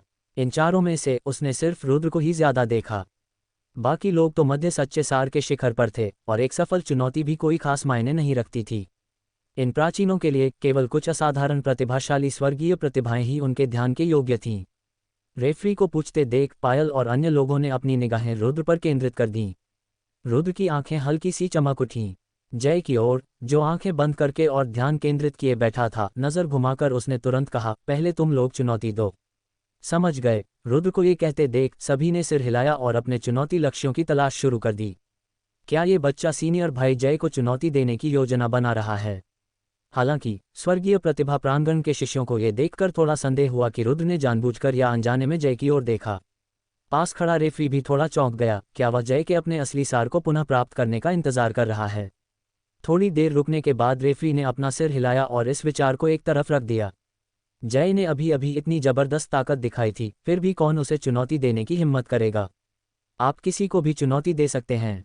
चूंकि आप न्यू टैलेंट कोर्टयार्ड के अनुयायी हैं और 3 महीने बाद इसमें शामिल हुए हैं, इसलिए आखिरी रैंक वाले व्यक्ति को भी सफलतापूर्वक चुनौती देने पर आपको संप्रदाय की मान्यता और एक निश्चित इनाम मिलेगा। इसलिए ज्यादा महत्वाकांक्षी मत बनो। तुम्हें अपनी क्षमता के अनुसार ही काम करना होगा, रेफरी ने कहा। उसकी नज़र डुआनलिंग र और बाकी 2 लोगों पर गई जो अपना संयम वापस पाकर विरोधियों का चयन कर रहे थे। तुलनात्मक रूप से कहें तो रैंकिंग जितनी कम होगी, ताकत उतनी ही कमज़ोर होगी। आपके पास चुनौती के 3 मौके हैं। 3 बार के बाद आपको दोबारा चुनौती देने की अनुमति नहीं है। समझ गया, डुआनलिंग र और अन्य लोगों ने थोड़ा सिर हिलाया, फिर अंतिम कुछ व्यक्तियों को चुनौती देना शुरू कर दिया। स्वर्गीय प्रतिभा प्रांगण में मूलतः 65 लोग थे, लेकिन चून की प्रशिक्षण के दौरान 7 लोग मर गए थे, इसलिए अब केवल 58 ही बचे हैं। सबसे पहले चुनौती देने वाली डुआनलिंग र थी। उसने 58वें स्थान पर रहने वाली शिष्या को चुना। अगर वह उसे हरा देती तो उसे इनाम मिलता और इस तरह उसका उद्देश्य पूरा हो जाता। बाकी 2 मौकों पर उससे भी ऊंची रैंक वाले लोगों को चुनौती देने में देर नहीं लगती। रुद्र चुपचाप बगल से देख रहा था। जो लड़ने आया वह एक जन्मजात आत्मिक शरीर वाला युवक था, जिसका आत्मिक शरीर मूल्य केवल 32% था। उसकी साधना भी मध्य सत्यसार क्षेत्र के चरम पर थी, जो डुआनलिंग र के बल के बराबर थी। दोनों के बीच मुक्का मुक्का हुआ और नतीजा तुरंत तय हो गया। डुआनलिंग र जीत गया। ऐसा इसलिए था क्योंकि डुआनलिंग र के पास उच्च श्रेणी की पवनसार तलवार थी, जबकि युवक के पास केवल निम्न श्रेणी की कलाकृति थी। तुलनात्मक शक्ति के साथ उच्च श्रेणी की कलाकृति रखने वाले डुआनलिंग र ने स्पष्ट रूप से बढ़त हासिल कर ली। इसके अलावा डुआनलिंग र की प्रतिभा भी अच्छी थी। उसे हवा की गहरी समझ थी। उसका शरीर हवा की तरह हल्का और अप्रत्याशित था, जिससे विरोधियों के लिए युद्ध में उसे नुकसान पहुंचाना मुश्किल हो जाता था। कई प्रशिक्षण अनुभवों के बाद उस युवा लड़की के हमले काफी निर्णायक हो गए थे और अक्सर दुश्मन पर गरजते हुए प्रहार करती थी। डुआनलिंग र की चुनौती पूरी होने के बाद प्रेम की बारी आई। वह भी अपनी कलाकृति के कारण जीत गया, जिससे चुनौती देने वाला शिष्य अवाक रह गया। इसके बाद संबा ने अखाड़े में प्रवेश किया और 50वें स्थान पर रहे शिष्य को चुनौती दी तथा 100 राउंड की लड़ाई के बाद जीत भी हासिल की। तुलनात्मक रूप से संबा की शक्ति ज्यादा मजबूत थी। उसके पास true essence recovery martial spirit थी। जैसे जैसे उसकी शक्ति बढ़ती गई, उसकी मार्शल स्पिरिट की क्षमताएं लगातार उत्तेजित होती रहीं। यह मार्शल स्पिरिट न केवल शरीर के भीतर ट्रू एसेंस का निरंतर प्रवाह बनाए रख सकती थी, बल्कि युद्ध शक्ति को बढ़ाने का भी थोड़ा सा प्रभाव डालती थी। इसके बाद उन्होंने लगातार चुनौती पेश की। पायल ने संघर्ष करते हुए 41वें स्थान तक अपनी जगह बनाई। संबा 29वें स्थान पर पहुंच गए। प्रेम 47वें स्थान पर थे। ऐसा इसलिए था क्योंकि उनकी चुनौतियां बहुत रूढ़िवादी थीं। वे आगे के वरिष्ठ भाइयों को चुनौती देने की हिम्मत नहीं जुटा पा रहे थे, अन्यथा वे कुछ और रैंक आगे बढ़ सकते थे। अब उनकी शक्ति में बहुत तेजी से वृद्धि हुई है तथा वे सभी मध्य सत्यसार क्षेत्र के शिखर पर पहुंच गए हैं तथा सामान्य लोगों से कमतर नहीं हैं। और स्वर्गीय प्रतिभा प्रांगण में केवल कुछ ही लोग स्वर्गीय ऊर्जा प्रवाह स्तर तक पहुंच पाए थे। हालांकि वे इस परिणाम से काफी संतुष्ट थे। अब केवल तुम ही बचे हो, रेफरी ने कहा। परिणाम की घोषणा करने के बाद उसकी नज़र रुद्र की ओर गई। स्विश! एक पल में स्वर्गीय प्रतिभा प्रांगण के सभी शिष्यों ने अपनी निगाहें रुद्र पर केंद्रित कर दीं। कुछ लोगों में घबराहट दिखी, जबकि अन्य की आंखें झपक गईं। ऐसा इसलिए था क्योंकि रुद्र ने पहले न्यू टैलेंट कोर्टयार्ड में शीर्ष रैंक वाले व्यक्ति रतन को सीधे चुनौती दी थी और लगभग पूरी जीत हासिल की थी। रतन के पास स्वर्गीय सत्यसार का क्षेत्र था, उसकी शक्ति बहुत अधिक थी, फिर भी वह हार गया। कोई कल्पना कर सकता था कि यह रुद्र कितना शक्तिशाली था। संपूर्ण स्वर्गीय प्रतिभा प्रांगण में शायद केवल कुछ ही व्यक्ति उसके साथ प्रतिस्पर्धा कर सकते थे। इसलिए यदि रुद्र इन साधारण प्रतिभाओं को चुनौती देता तो उन्हें केवल दुर्व्यवहार का सामना करना पड़ता। सौभाग्य से रुद्र की नज़र सीधे इन लोगों से आगे निकल गई और अंततः जय पर पड़ी, जो पहले स्थान पर था। मैं जय को चुनौती देना चाहता हूं, जो पहले स्थान पर है। युवक की आंखें सिकुड़ गईं और वह भारी आवाज में बोला, मैं जय को चुनौती देना चाहता हूं, जो पहले स्थान पर है। जब युवक के जोरदार शब्द गूंजे तो पूरा मार्शल आर्ट क्षेत्र तुरंत शोर से भर गया। लगभग सभी शिष्य आश्चर्य और अविश्वास के भाव से रुद्र को घूर रहे थे। वह जय को चुनौती दे रहा है। क्या मैंने सही सुना? जय की युद्ध शक्ति इतनी प्रबल है कि पूर्ण सत्यसार क्षेत्र के साधक भी शायद उससे मुकाबला करने की हिम्मत नहीं करेंगे। क्या ये रुद्र उससे लड़ सकता है? कई लोग संदेह और आश्चर्य के भावों से रुद्र को घूर रहे थे, क्योंकि जय के पिछले युद्ध से जो आघात पहुंचा था वह बहुत बड़ा था। जब स्वर्गीय पर्दा मार्शल आत्मा प्रकट हुई तो ऐसा लगा जैसे प्राचीन काल से कोई शक्तिशाली प्राणी अवतरित हुआ हो और आत्मा को झकझोर देने वाली अनुभूति अविस्मरणीय थी। इस समय जय स्पष्ट रूप से नए शिष्यों की नज़र में युद्ध का देवता बन गया था, जिसे चुनौती नहीं दी जा सकती थी। न्यू टैलेंट कोर्टयार्ड से रुद्र कैसे प्रतिस्पर्धा कर सकता है? हालांकि रुद्र ने रतन को हरा दिया था, लेकिन वह लड़ाई बहुत तेज थी और बहुत से लोग समझ नहीं पाए कि क्या हुआ था। कुछ लोगों ने तो उस लड़ाई में जीत का श्रेय रुद्र द्वारा किए गए गुप्त हमले को दिया और इसे गंभीरता से नहीं लिया। हे उसके पास एक दोषरहित मार्शल स्पिरिट है, तुम्हें पता है। शायद उसके पास लड़ने की शक्ति है, किसी ने व्यंग्यात्मक लहजे में कहा। निर्दोष मार्शल स्पिरिट, क्या ये केवल प्रचंड ज्वालाओं का गोला नहीं है? क्या ये संभवतः वरिष्ठ भाई झाओ की स्वर्गीय पर्दा मार्शल स्पिरिट से भी अधिक शक्तिशाली हो सकती है? बिल्कुल, बड़े भाई झाओ की मार्शल स्पिरिट का आभामंडल इतना प्रबल है मानो वह प्राचीन काल से ही उत्पन्न हुई हो। एक साधारण मार्शल स्पिरिट की तुलना इससे कैसे की जा सकती है? कई लोगों ने उपहास किया, रुद्र की दोषरहित मार्शल स्पिरिट को पूरी तरह नज़रअंदाज कर दिया। उनकी नज़र में जय की मार्शल स्पिरिट ज़्यादा शक्तिशाली और रहस्यमय थी, जिसमें असीम क्षमता थी और जो हर चीज़ को परास्त करने में सक्षम प्रतीत होती थी। जो कोई भी उसे चुनौती देता था वह बस मौत की तलाश में था। हे ये रुद्र असल में जय को चुनौती देना चाहता है। लगता है इसमें कुछ क्षमता है। उसकी साधना बहुत कम है। अगर उसके पास कुछ अंतर्दृष्टि भी हो तो भी उसके लिए जय से मुकाबला करना मुश्किल होगा। आखिरकार जय की स्वर्गीय पर्दा मार्शल स्पिरिट का अभी तक पूरे प्रयास से उपयोग नहीं किया गया है। एक बार जब वह अपनी पूरी ताकत से लड़ेगा तो पूर्ण सत्यसार क्षेत्र का एक प्रतिभाशाली व्यक्ति भी उसका सामना करने में मुश्किल महसूस करेगा। मुझे नहीं लगता कि रुद्र के जीतने की संभावना अधिक है। रुद्र अहंकारी व्यक्ति नहीं लगता, उसे अपनी सीमा पता होनी चाहिए, बुजुर्गों ने अपने अपने विचार व्यक्त करते हुए कहा। रुद्र और रतन के बीच पहले हुआ युद्ध प्रभावशाली था, लेकिन चूंकि उसकी अपनी साधना कमजोर थी इसलिए ज्यादातर लोगों को उससे ज्यादा उम्मीदें नहीं थीं। आखिरकार जय कोई साधारण प्रतिभाशाली व्यक्ति नहीं था, इस कोर हॉल में उसे एक असाधारण प्रतिभाशाली व्यक्ति माना जाता था। जब दो बाघ आपस में भिड़ते हैं तो खेती में थोड़ा सा भी अंतर अत्यंत महत्वपूर्ण हो जाता है।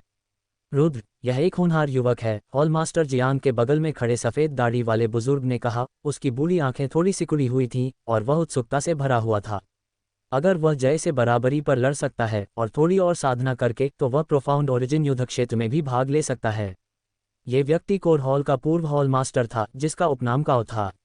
ये बहुत अच्छी बात है कि इस बार हमारे कोर हॉल में ये 3 प्रतिभाशाली लोग हैं। हॉल मास्टर जियांग हल्के से मुस्कुराए। अब वे शिष्यों के इस समूह से बहुत संतुष्ट थे। अगर सोआरिंग ड्रैगन पीक से कुछ प्रतिभाशाली लोग जुड़ जाते तो स्वर्गीय मूल संप्रदाय के शिष्यों में गहन मूल युद्ध क्षेत्र में प्रवेश करते हुए भी कुछ प्रतिस्पर्धात्मकता आ जाती। सभी बुजुर्ग उत्साहपूर्वक चर्चा कर रहे थे और उनका ध्यान आगे के प्लेटफॉर्म पर केंद्रित था। रुद्र भी अखाड़े के माहौल में आए बदलाव से थोड़ा आश्चर्यचकित था। उसे शिष्यों की प्रतिक्रिया इतनी तीव्र होने की उम्मीद नहीं थी। क्या ये सिर्फ जय को चुनौती देना नहीं था? हालांकि ये सिर्फ दूर के शिष्य ही नहीं थे जो रुद्र के शब्दों से हिल गए थे, न्यू टैलेंट कोर्टयार्ड के शिष्य भी ऐसे ही थे। पायल ने अपने जैद हाथों को भींच लिया, उसके होंठ भींचे हुए थे, वह बहुत घबराई हुई लग रही थी। चुनौती मंच पर रुद्र की चुनौती सुनने के बाद जय की पलकें फड़क उठीं और उसने धीरे से अपनी आंखें खोलीं। जय की अभिव्यक्ति अभी भी उदासीन थी, लेकिन उसकी गहरी आंखों में एक चमक थी जो तेज और डरावनी लग रही थी। रुद्र को आंकने के बाद जय अचानक खड़ा हुआ और आगे बढ़ा। जय को खड़ा देखकर रुद्र ने हल्की सी मुस्कान दी और चुनौती मंच की ओर बढ़ गया। जय भी झिलमिलाया और चुनौती मंच पर उतरा। इस समय दोनों युवक एक दूसरे के सामने खड़े होकर एक दूसरे को परख रहे थे। इस क्षण पूरे मार्शल आर्ट अखाड़े की हवा मानो जम गई। यहाँ तक कि विभिन्न चोटियों से आए शिष्य, साथ ही कई बुजुर्ग और प्रबंधक भी सांस रोककर चुपचाप सामने की ओर देख रहे थे। हर किसी को यह अजीब सा एहसास हो रहा था कि यह लड़ाई स्वर्गीय उत्पत्ति को हिला देने के लिए नियत थी। चुनौती के मंच पर दोनों व्यक्ति एक दूसरे को घूर रहे थे। ऐसा लग रहा था जैसे वे एक दूसरे के आभामंडल को महसूस कर रहे हों। नया टैलेंट गार्डन रुद्र। एक क्षण बाद रुद्र बोला, उसकी अभिव्यक्ति अभी भी शांत थी। स्वर्गीय प्रतिभा उद्यान जय। जय ने भी सरलता से उत्तर दिया। उसकी आंखें सामने टिकी हुई थीं, अपने प्रतिद्वंद्वी को कम आंकने का कोई संकेत नहीं दिखा रहा था। वास्तव में उन्होंने रतन के साथ रुद्र की पिछली लड़ाई पर ध्यान दिया था और रतन की प्रतिभा से चौंक गए थे। यदि रुद्र की साधना कम नहीं होती तो उसे दबाव का एहसास हो सकता था। बिना कुछ और कहे रुद्र ने अपनी आंखें सिकोड़ लीं और उसका पूरा अस्तित्व एक अजीब स्थिति में प्रवेश कर गया, मानो प्राकृतिक दुनिया के साथ विलीन हो रहा हो। ये कलात्मक अवधारणा। रुद्र की कलात्मक अवधारणा को महसूस करते हुए जय की भौहें थोड़ी सिकुड़ गईं। तुरंत उसने अपनी हथेली हिलाई और उसके हाथ में एक लंबा भाला प्रकट हुआ। सत्यसार की अंतिम अवस्था की आभा भी प्रस्फुटित हुई और शक्तिशाली सत्यसार उसके चारों ओर घूमने लगा। स्वर्ग हाउलिंग स्पीयर का स्वर्ग भेदी प्रहार। जय की निगाहें तेज हो गईं, मानो भाले की चमक चमक उठी हो। फिर उसके हाथ में पकड़ा लंबा भाला हिला, शून्य को भेदता हुआ आगे बढ़ा। जैसे जैसे भाले की चमक टिमटिमा रही थी, उसमें सचमुच शून्य को भेदने और सभी बाधाओं को तोड़ डालने की चाहत का आभास था। विशाल सच्चा सार उमड़ते ज्वार की तरह उसके पीछे पीछे चल रहा था। भाले की चमक तेज थी और सच्चे सार के अंतिम चरण की आभा के साथ मिलकर एक जबरदस्त गति पैदा कर रही थी जो पहाड़ों को धकेलती और समुद्र को उलती हुई प्रतीत हो रही थी, जिससे आगे का शून्य कांप रहा था। रुद्र साफ महसूस कर सकता था कि उसके सामने की हवा एक पहाड़ जैसी शक्ति से दबी हुई, बिखर रही है और बह रही है। अब स्वर्ग और पृथ्वी के इन उतार चढ़ावों पर उनका रहस्यमय नियंत्रण था। वाह! जैसे ही भाले की चमक उसकी ओर चमकी, रुद्र का शरीर हवा के साथ बहते हुए एक तैरते बादल की तरह हिलने लगा। एक क्षण में ही वह उस तीखे प्रहार से बच गया। धम्म! भाले के खाली हवा में वार से जय लगभग अपना संतुलन खो बैठा। चुनौती के मंच पर उसका शरीर रुक गया, उसकी आंखों में आश्चर्य के भाव थे। ये चाल बहुत तेज है। जय चौंक गया। गनीमत थी कि उसे रुद्र की रहस्यमय चाल की तकनीक के बारे में पहले से ही पता था, वरना पूरी ताकत से वार करने और अपनी आभा पूरी तरह से प्रकट करने के बाद उसके लिए अपनी आक्रामक गति बनाए रखना मुश्किल हो जाता, जिससे वह आसानी से निष्क्रिय स्थिति में आ जाता। फिर भी जैसे ही उसने अपना रुख स्थिर किया, उसके चारों ओर एक सूक्ष्म उतार चढ़ाव उमड़ पड़ा। स्विश! रुद्र अब एक तरफ प्रकट हुआ, दोनों हाथों में एक टूटा हुआ परशु पकड़े हुए, और तुरंत उससे जय की ओर वार किया। बिजली शैली। तेजी से किया गया ये परशु प्रहार सचमुच शून्य को चीरती बिजली की तरह था। इसकी गति अद्भुत थी। जब तक आप इसे महसूस करते, परशु की चमक आप पर छा चुकी होती थी, जिससे बचना नामुमकिन था। इतने तेज प्रहार से जय को भी झटका लगा। ये वार इतना तेज है और इसमें एक ऐसी गति है जो रूह को हिला देती है। चौंक कर जय ने अपना लंबा भाला घुमाया और तुरंत ही परशु की चमक से टकरा गया। वह बिजली जैसे हमले को बाल बाल रोकने में कामयाब रहा, लेकिन इस जल्दबाजी भरे बचाव में उसका शरीर कांप उठा और वह कई मीटर पीछे हट गया। उसके भीतर का सच्चा सार लगातार मंथन करने लगा। अत्यधिक बल के प्रभाव में जय को अपने अंगूठे और तर्जनी के बीच के जाल में तेज दर्द महसूस हुआ और एक झुलसाने वाली गर्मी की लहर उसके ऊपर आ गई, जिसने उसे लगभग अपनी चपेट में ले लिया। सौभाग्य से उसके चारों ओर सुरक्षात्मक सच्चा सार घूम रहा था। एक विचार से सच्चे सार की एक विशाल लहर उठी और तपती हवा का प्रवाह अवरुद्ध हो गया। हालांकि इस प्रभाव से उसका सुरक्षात्मक सच्चा सार लगभग पूरी तरह से नष्ट हो गया, जिससे वह लगभग निस्सहाय हो गया। स्वर्गीय ज्वाला 5 रूप। एक बार सफल होने के बाद रुद्र ने अपना हमला जारी रखा। उसके हाथ में स्वर्गीय ज्वाला पल हिल गया। बैंगनी रोशनी टिमटिमाती हुई एक ज्वलंत चमक में बदल गई जो हवा से नीचे गिर रही थी। प्राकृतिक जगत की अपनी समझ पर भरोसा करके वह कई सूक्ष्म उतार चढ़ावों को पकड़ सकता था, जिससे वह अपने प्रतिद्वंद्वी पर ज्यादा प्रभावी ढंग से प्रहार कर सकता था। हर प्रहार एक जबरदस्त प्रहार होता था जो प्रतिद्वंद्वी की कमजोरी को पकड़ लेता था और उसके लिए बचना नामुमकिन बना देता था। Swish swish! स्वर्गीय ज्वाला के 5 रूप। पलक झपकते ही रुद्र ने 3 रूप प्रकट कर दिए। इस समय जय पूरी तरह से ठीक नहीं हुआ था और रुद्र के लगातार हमलों से अभिभूत था। टकराना। उसने प्रतिरोध करने की पूरी कोशिश की, लेकिन फिर भी उसे बार बार पीछे हटना पड़ा।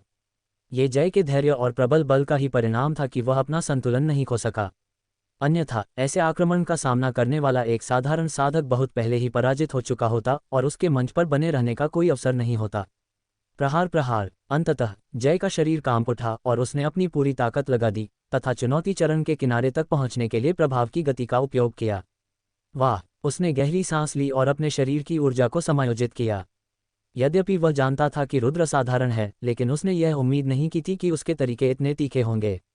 अब उसे पूरी गंभीरता के साथ उसका सामना करना था तथा उसे एक सच्चे प्रतिद्वंद्वी के रूप में देखना था।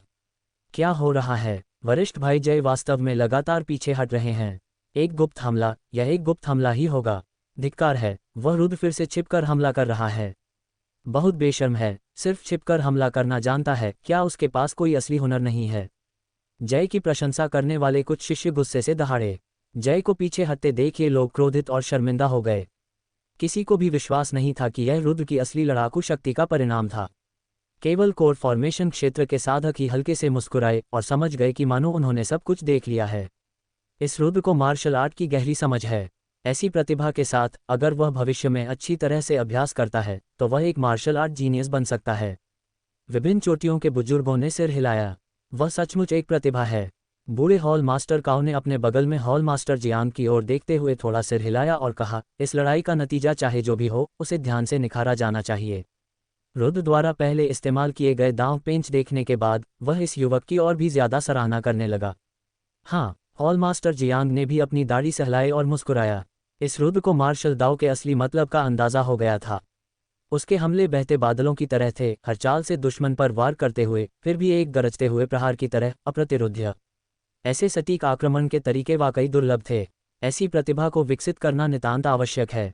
ऊंचे मंच पर रुद्र सुंदर और अलौकिक था, उसका शरीर हवा के साथ हिल रहा था और वह जय के सामने उतरा। अपनी स्वर्गीय पर्दा मार्शल आत्मा का उपयोग करें, रुद्र ने जय को पीछे हटाने के बाद कहा, और आगे हमला करने का अवसर नहीं लिया। वह पूर्ण विजय भी प्राप्त कर सकता था यदि प्रतिद्वंद्वी अपनी मार्शल आत्मा का उपयोग न करे। तुम वाकई बहुत ताकतवर हो, तुमने मार्शल दाव के असली मतलब को समझ लिया है। जय की सांसें लड़खड़ा रही थीं, उसकी आंखें धुंध से भरी गहरी खाई जैसी थीं। वह रुद्र को गौर से देख रहा था, उसकी आंखों की गहराई से लगातार एक लड़ाकू भावना उभर रही थी। ऐसा व्यक्ति वाकई उसका विरोधी बनने के लिए काफी था। हालांकि इसके भीतर एक विशाल उतार चढ़ाव व्याप्त था, मानो प्राचीन भयंकर जानवर निष्क्रिय थे। इस आभा के अंतर्गत संपूर्ण शून्य और यहाँ तक कि मार्शल आर्ट क्षेत्र भी अत्यधिक भारी हो गया। चुनौती मंच के नीचे ऊंचे मंच के खुले क्षेत्र में स्वर्गीय प्रतिभा उद्यान के सभी शिष्य गंभीर थे, उनकी अभिव्यक्ति बहुत गंभीर थी। न्यू टैलेंट गार्डन शिष्य मंच पर वापस आकर उन्होंने इस स्वर्गीय पर्दा मार्शल आत्मा की असाधारण प्रकृति को महसूस किया था, लेकिन यह इतना चौंकाने वाला नहीं था। अब हेवनली टैलेंट गार्डन प्रतियोगिता मंच के नीचे होने के कारण दबाव इतना अधिक था कि सभी की सांसें रुक गईं। जय की युद्ध शक्ति अद्वितीय थी, यहाँ तक कि सत्यसार के अंतिम चरण पूर्णता क्षेत्र के साधक भी उससे सावधान रहते थे। रुद्र उसका मुकाबला कैसे कर सकता था? ये रुद्र हारने ही वाला है।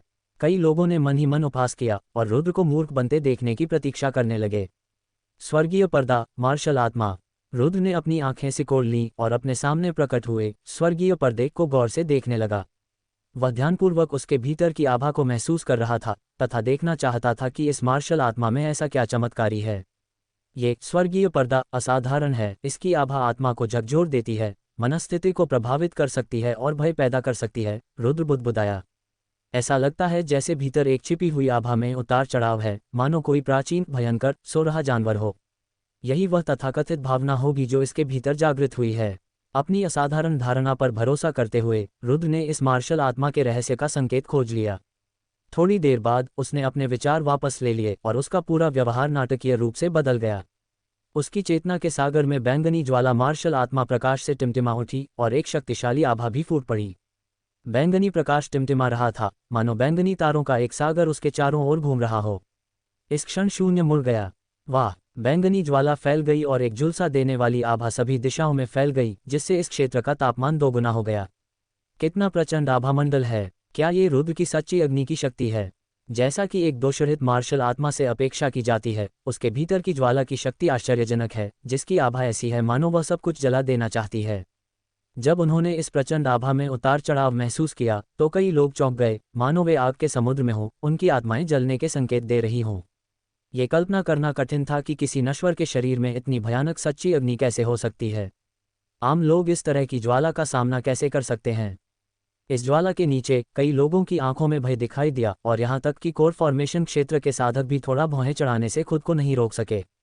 विशेषकर जब उन्हें याद आया कि यह एक अर्जित मार्शल आत्मा थी, तो उनके हृदय में विस्मय की भावना उत्पन्न हुई।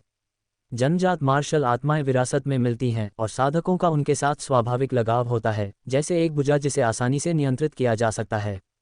लेकिन अर्जित मार्शल आत्माएं अलग होती हैं। पहले अग्नि मार्शल आत्मा को वश में करना होता है और फिर अपने मन को उसमें समाहित करके उसे अपना बनाना होता है। कौन अपने मन को इस अग्नि मार्शल आत्मा में एकीकृत करने के लिए इतनी महान दृढ़ता रख सकता है? उनका दिमाग शायद जलकर राख हो जाएगा। ये सोचकर कई लोगों के पसीने छूट गए। जब उन्होंने रुद्र को देखा तो उनके मन में थोड़ा और सम्मान और डर पैदा हो गया। जो लोग मार्शल सोल्स को एकीकृत कर सकते हैं वे अत्यधिक दृढ़ निश्चयी होते हैं। इतना ही नहीं, वे निर्दयी और निर्णायक भी होते हैं, जिन्हें कभी भी उकसाया नहीं जाना चाहिए। ऐसे व्यक्ति ही इस कुत्ते खाओ कुत्ते वाली मार्शल दुनिया में जीवित रहने में सबसे सक्षम होंगे। निर्दोष मार्शल आत्मा, इसमें वास्तव में सच्चे सार के अंतिम चरण की आभा है। जैसे ही आग की धारा ऊपर आई, जय की पलकें भी थोड़ी झपक गईं। ये जनजात सच्ची अग्नि बहुत प्रबल थी, मानो सब कुछ जला देने में सक्षम हो। यहाँ तक कि उसकी स्वर्गीय पर्दा वाली मार्शल आत्मा भी थोड़ी कांप रही थी।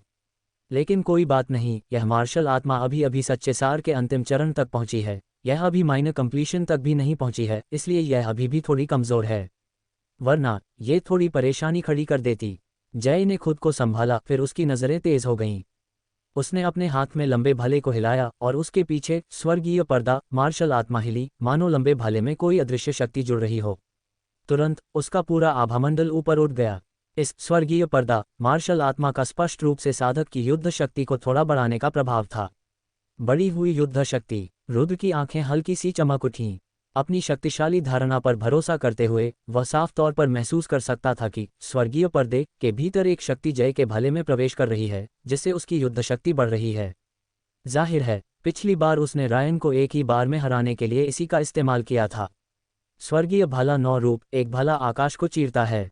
स्वर्गीय भाला 9 रूप। चंद्रमा पर टकटकी लगाए लौटता ड्रैगन। अपना लंबा भाला थामे जय रुद्र की ओर बढ़ा। भाले से हवा में कंपन हो रहा था, उसकी रोशनी चमक रही थी, मानो कोई विशालकाय अजगर शून्य को निहार रहा हो। उसी समय जय ने स्वयं भाले को आगे बढ़ाया और स्वर्गीय पर्दा उफनती लहरों के साथ नीचे की ओर दबा।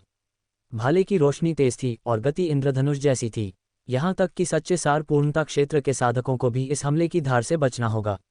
स्वर्गीय पर्दे की गति के साथ रुद्र का दबाव 2 गुना हो गया, मानो सच्चे सार पूर्णता क्षेत्र की 2 शक्तिशाली शक्तियां हमला कर रही हों।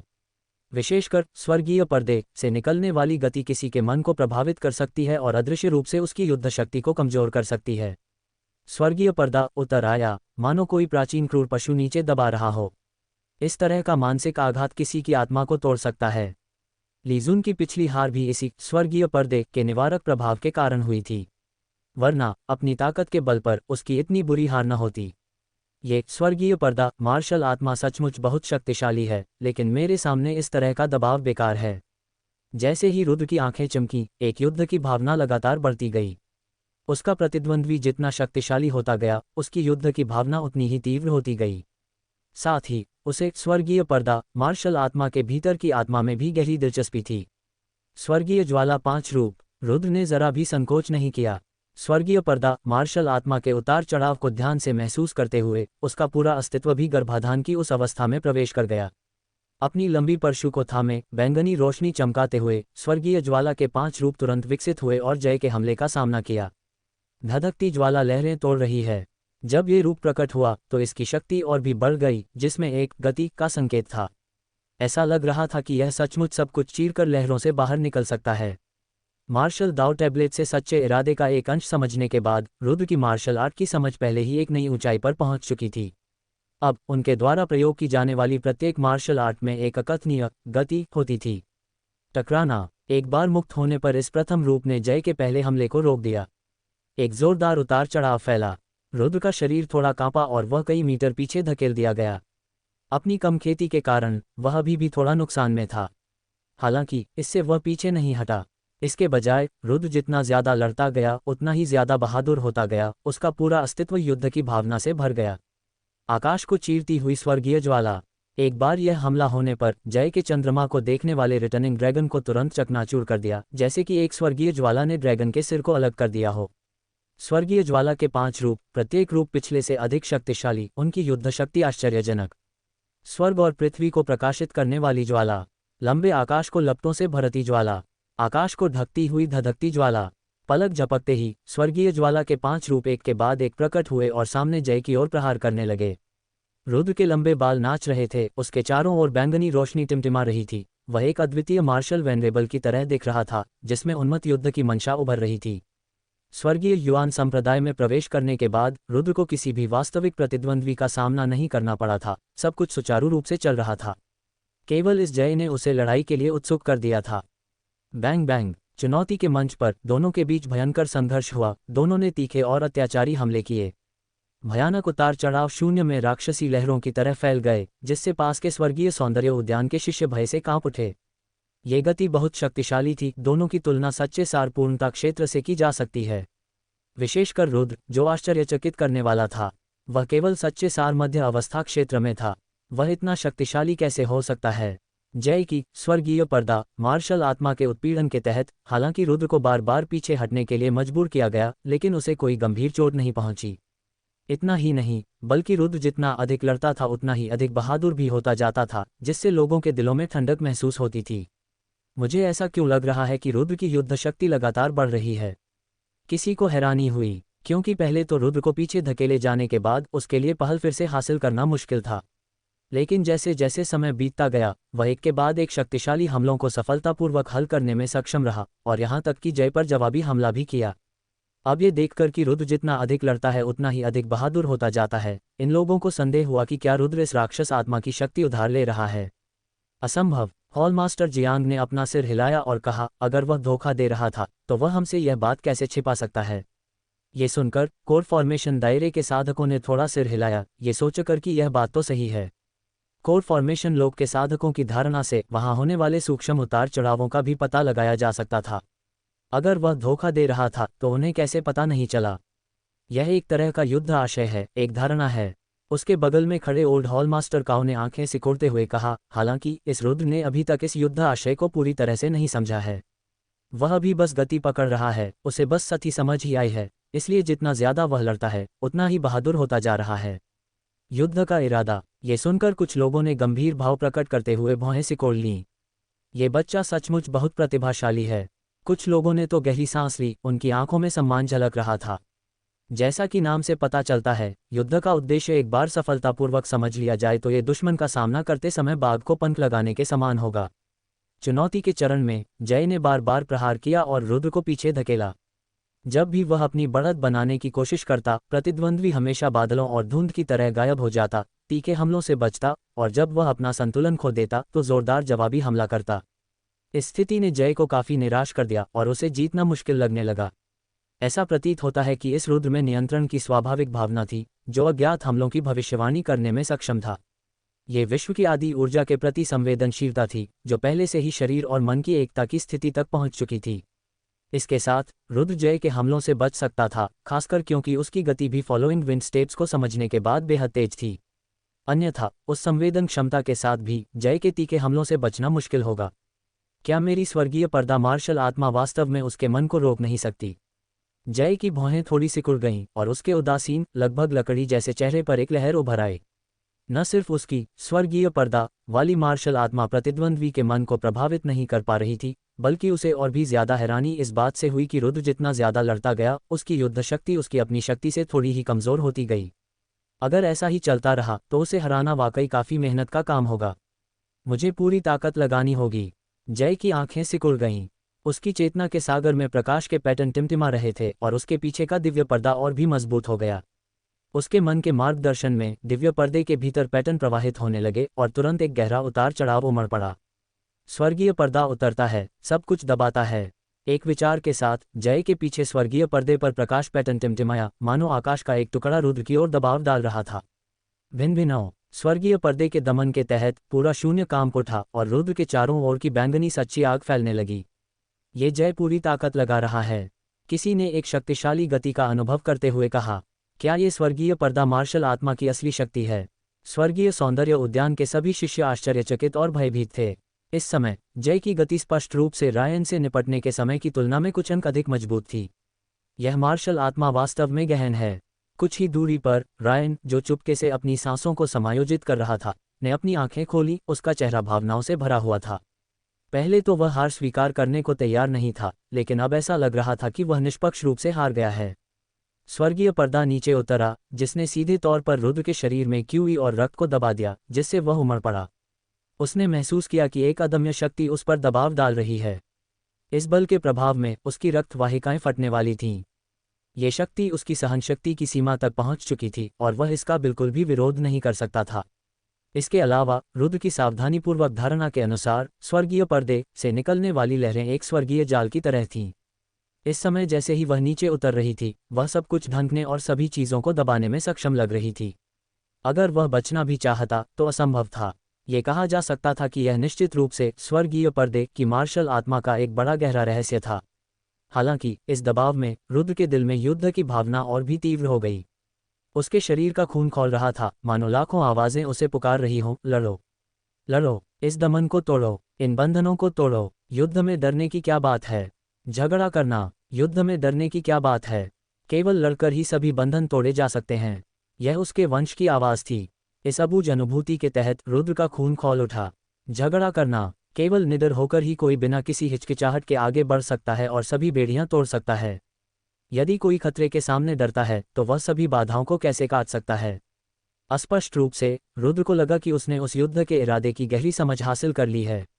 हालांकि ये युद्ध का इरादा अंधा आवेग नहीं था, उनका दिमाग स्पष्ट और तेज था। युद्ध मार्शल आत्मा। एक विचार के साथ रुद्र ने अपनी चेतना के सागर में प्रेत के साथ संवाद करना शुरू कर दिया। वह युद्ध योद्धा आत्मा थी। अब जब उसने उससे संपर्क किया तो एक शक्तिशाली युद्ध भावना तुरंत फैल गई और उसके शरीर में उमड़ पड़ी। मार्शल आत्मा की शक्ति के आशीर्वाद से रुद्र की गति दोगुनी हो गई। उसकी आंखों में चमक थी, मानो कोई युद्ध देवता दुनिया को देख रहा हो। जैसे ही उसके लंबे बाल उड़े, एक अदम्य और सर्वोच्च गति स्वाभाविक रूप से फैल गई। उस विस्मयकारी युद्ध की मंशा ने लोगों को भय से कांपने पर मजबूर कर दिया। ये है, अचानक उसके अंदर से उभरी तीव्र युद्ध की भावना को महसूस करते हुए दूर खड़े सभी बुजुर्गों की आंखें अचानक सिकुड़ गईं। इतनी तीव्र युद्ध भावना, इस युद्ध भावना से सभी आश्चर्यचकित थे। जैसे ही सभी लोग इस बात से आश्चर्यचकित हुए, रुद्र का शरीर अचानक हिल गया। स्वर्गीय ज्वाला 6 रूप, मैं स्वर्गीय ज्वाला हूँ। रुद्र की नज़रें घनीभूत हो गईं और ऐसा लगा जैसे उसके भीतर टिमटिमाती आग की रोशनी हो। उसके सामने का शून्य थोड़ा कांप उठा और उसका पूरा अस्तित्व मानो अलौकिक हो गया। दूर से ऐसा लग रहा था जैसे वह युवक आग की रोशनी में विलीन हो गया हो या बैंगनी रंग के परशु में तब्दील हो गया हो जो नीचे उतरते हुए स्वर्गीय पर्दे की ओर बढ़ रहा हो। इस बार रुद्र ने स्पष्ट रूप से उस रूप को सक्रिय कर दिया जिसे उसने मार्शल टैबलेट से समझा था। मैं स्वर्गीय ज्वाला हूँ। ये रुद्र की शुयानकुई पर आधारित अंतर्दृष्टि और मार्शल दाओ इनहेरिटेंस टैबलेट से प्राप्त उसकी समझ का सम्मिश्रण था, जिससे स्वर्गीय ज्वाला छठे रूप का निर्माण हुआ। स्विश, बैंगनी रोशनी टिमटिमा रही थी और शून्य में लहरें उठ रही थीं। दूर से पल की रोशनी शून्य में एक दरार को चीरती हुई प्रतीत हो रही थी और फिर वह एक अदम्य वेग से स्वर्गीय पर्दे से टकराए। इसके साथ ही एक शक्तिशाली कंपन भी फूट पड़ा। ये रूप कितना गहरा है। उसकी युद्ध भावना ने सचमुच मेरे स्वर्गीय पर्दा की मार्शल आत्मा को खतरे में डाल दिया है। जय का दिल कांप उठा। उसे लगा कि उसने जो स्वर्गीय पर्दा प्रकट किया था वह अब ढहने ही वाला है। क्या उसने युद्ध भावना को समझ लिया है? जितना ज्यादा वह लड़ता है उतना ही ज्यादा बहादुर होता जाता है। यह अविश्वसनीय है। इस समय जय को अंततः बेचैनी का एहसास हुआ। इस प्रतिद्वंद्वी की भयानक प्रतिभा उसकी उम्मीदों से कहीं अधिक थी। ये निश्चित रूप से आश्चर्यजनक प्रतिभा का व्यक्ति था, स्वर्ग का पसंदीदा बच्चा। लगता है मुझे आत्मा की शक्ति का प्रयोग करना ही होगा। एक विचार के साथ ही स्वर्गीय पर्दे के भीतर से एक गहन उतार चढ़ाव तुरंत उमड़ पड़ा। वह उतार चढ़ाव असीम और भयावह था, मानो कोई प्राचीन क्रूर पशु जाग उठा हो और उसकी अद्भुत गति ने चारों ओर सब कुछ शांत कर दिया हो। भिन्न भिन्न हो, स्वर्गीय पर्दा कांप उठा, एक भयानक कंपन पैदा कर रहा था। उसके भीतर एक प्राचीन क्रूर जानवर दहाड़ता हुआ प्रतीत हो रहा था, जिसकी ध्वनि तरंगें लोगों को हिला रही थीं। रुद्र इस समय गहन अवस्था में था और ध्वनि तरंगों ने उसकी कलात्मक अवधारणा को लगभग तोड़ दिया था।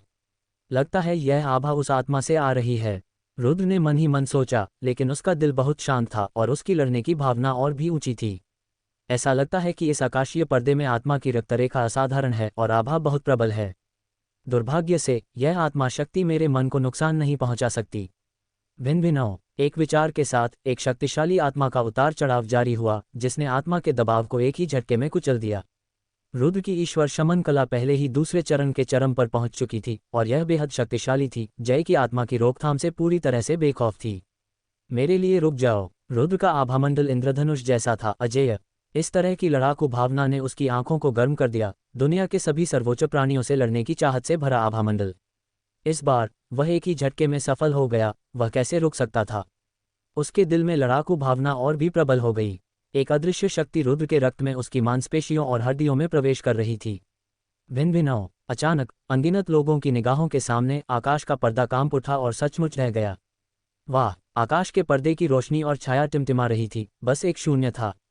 जय का शरीर मानो बिजली गिरने से कांप उठा। उसका चेहरा पीला पड़ गया और उसके मुंह के कोने से खून बह रहा था। ये योद्धा आत्मा उससे बहुत जुड़ी हुई थी, उसके अपने अंगों और खून की तरह। अब जब इस पर जोरदार हमला हुआ तो वह खुद भी क्षतिग्रस्त हो गया।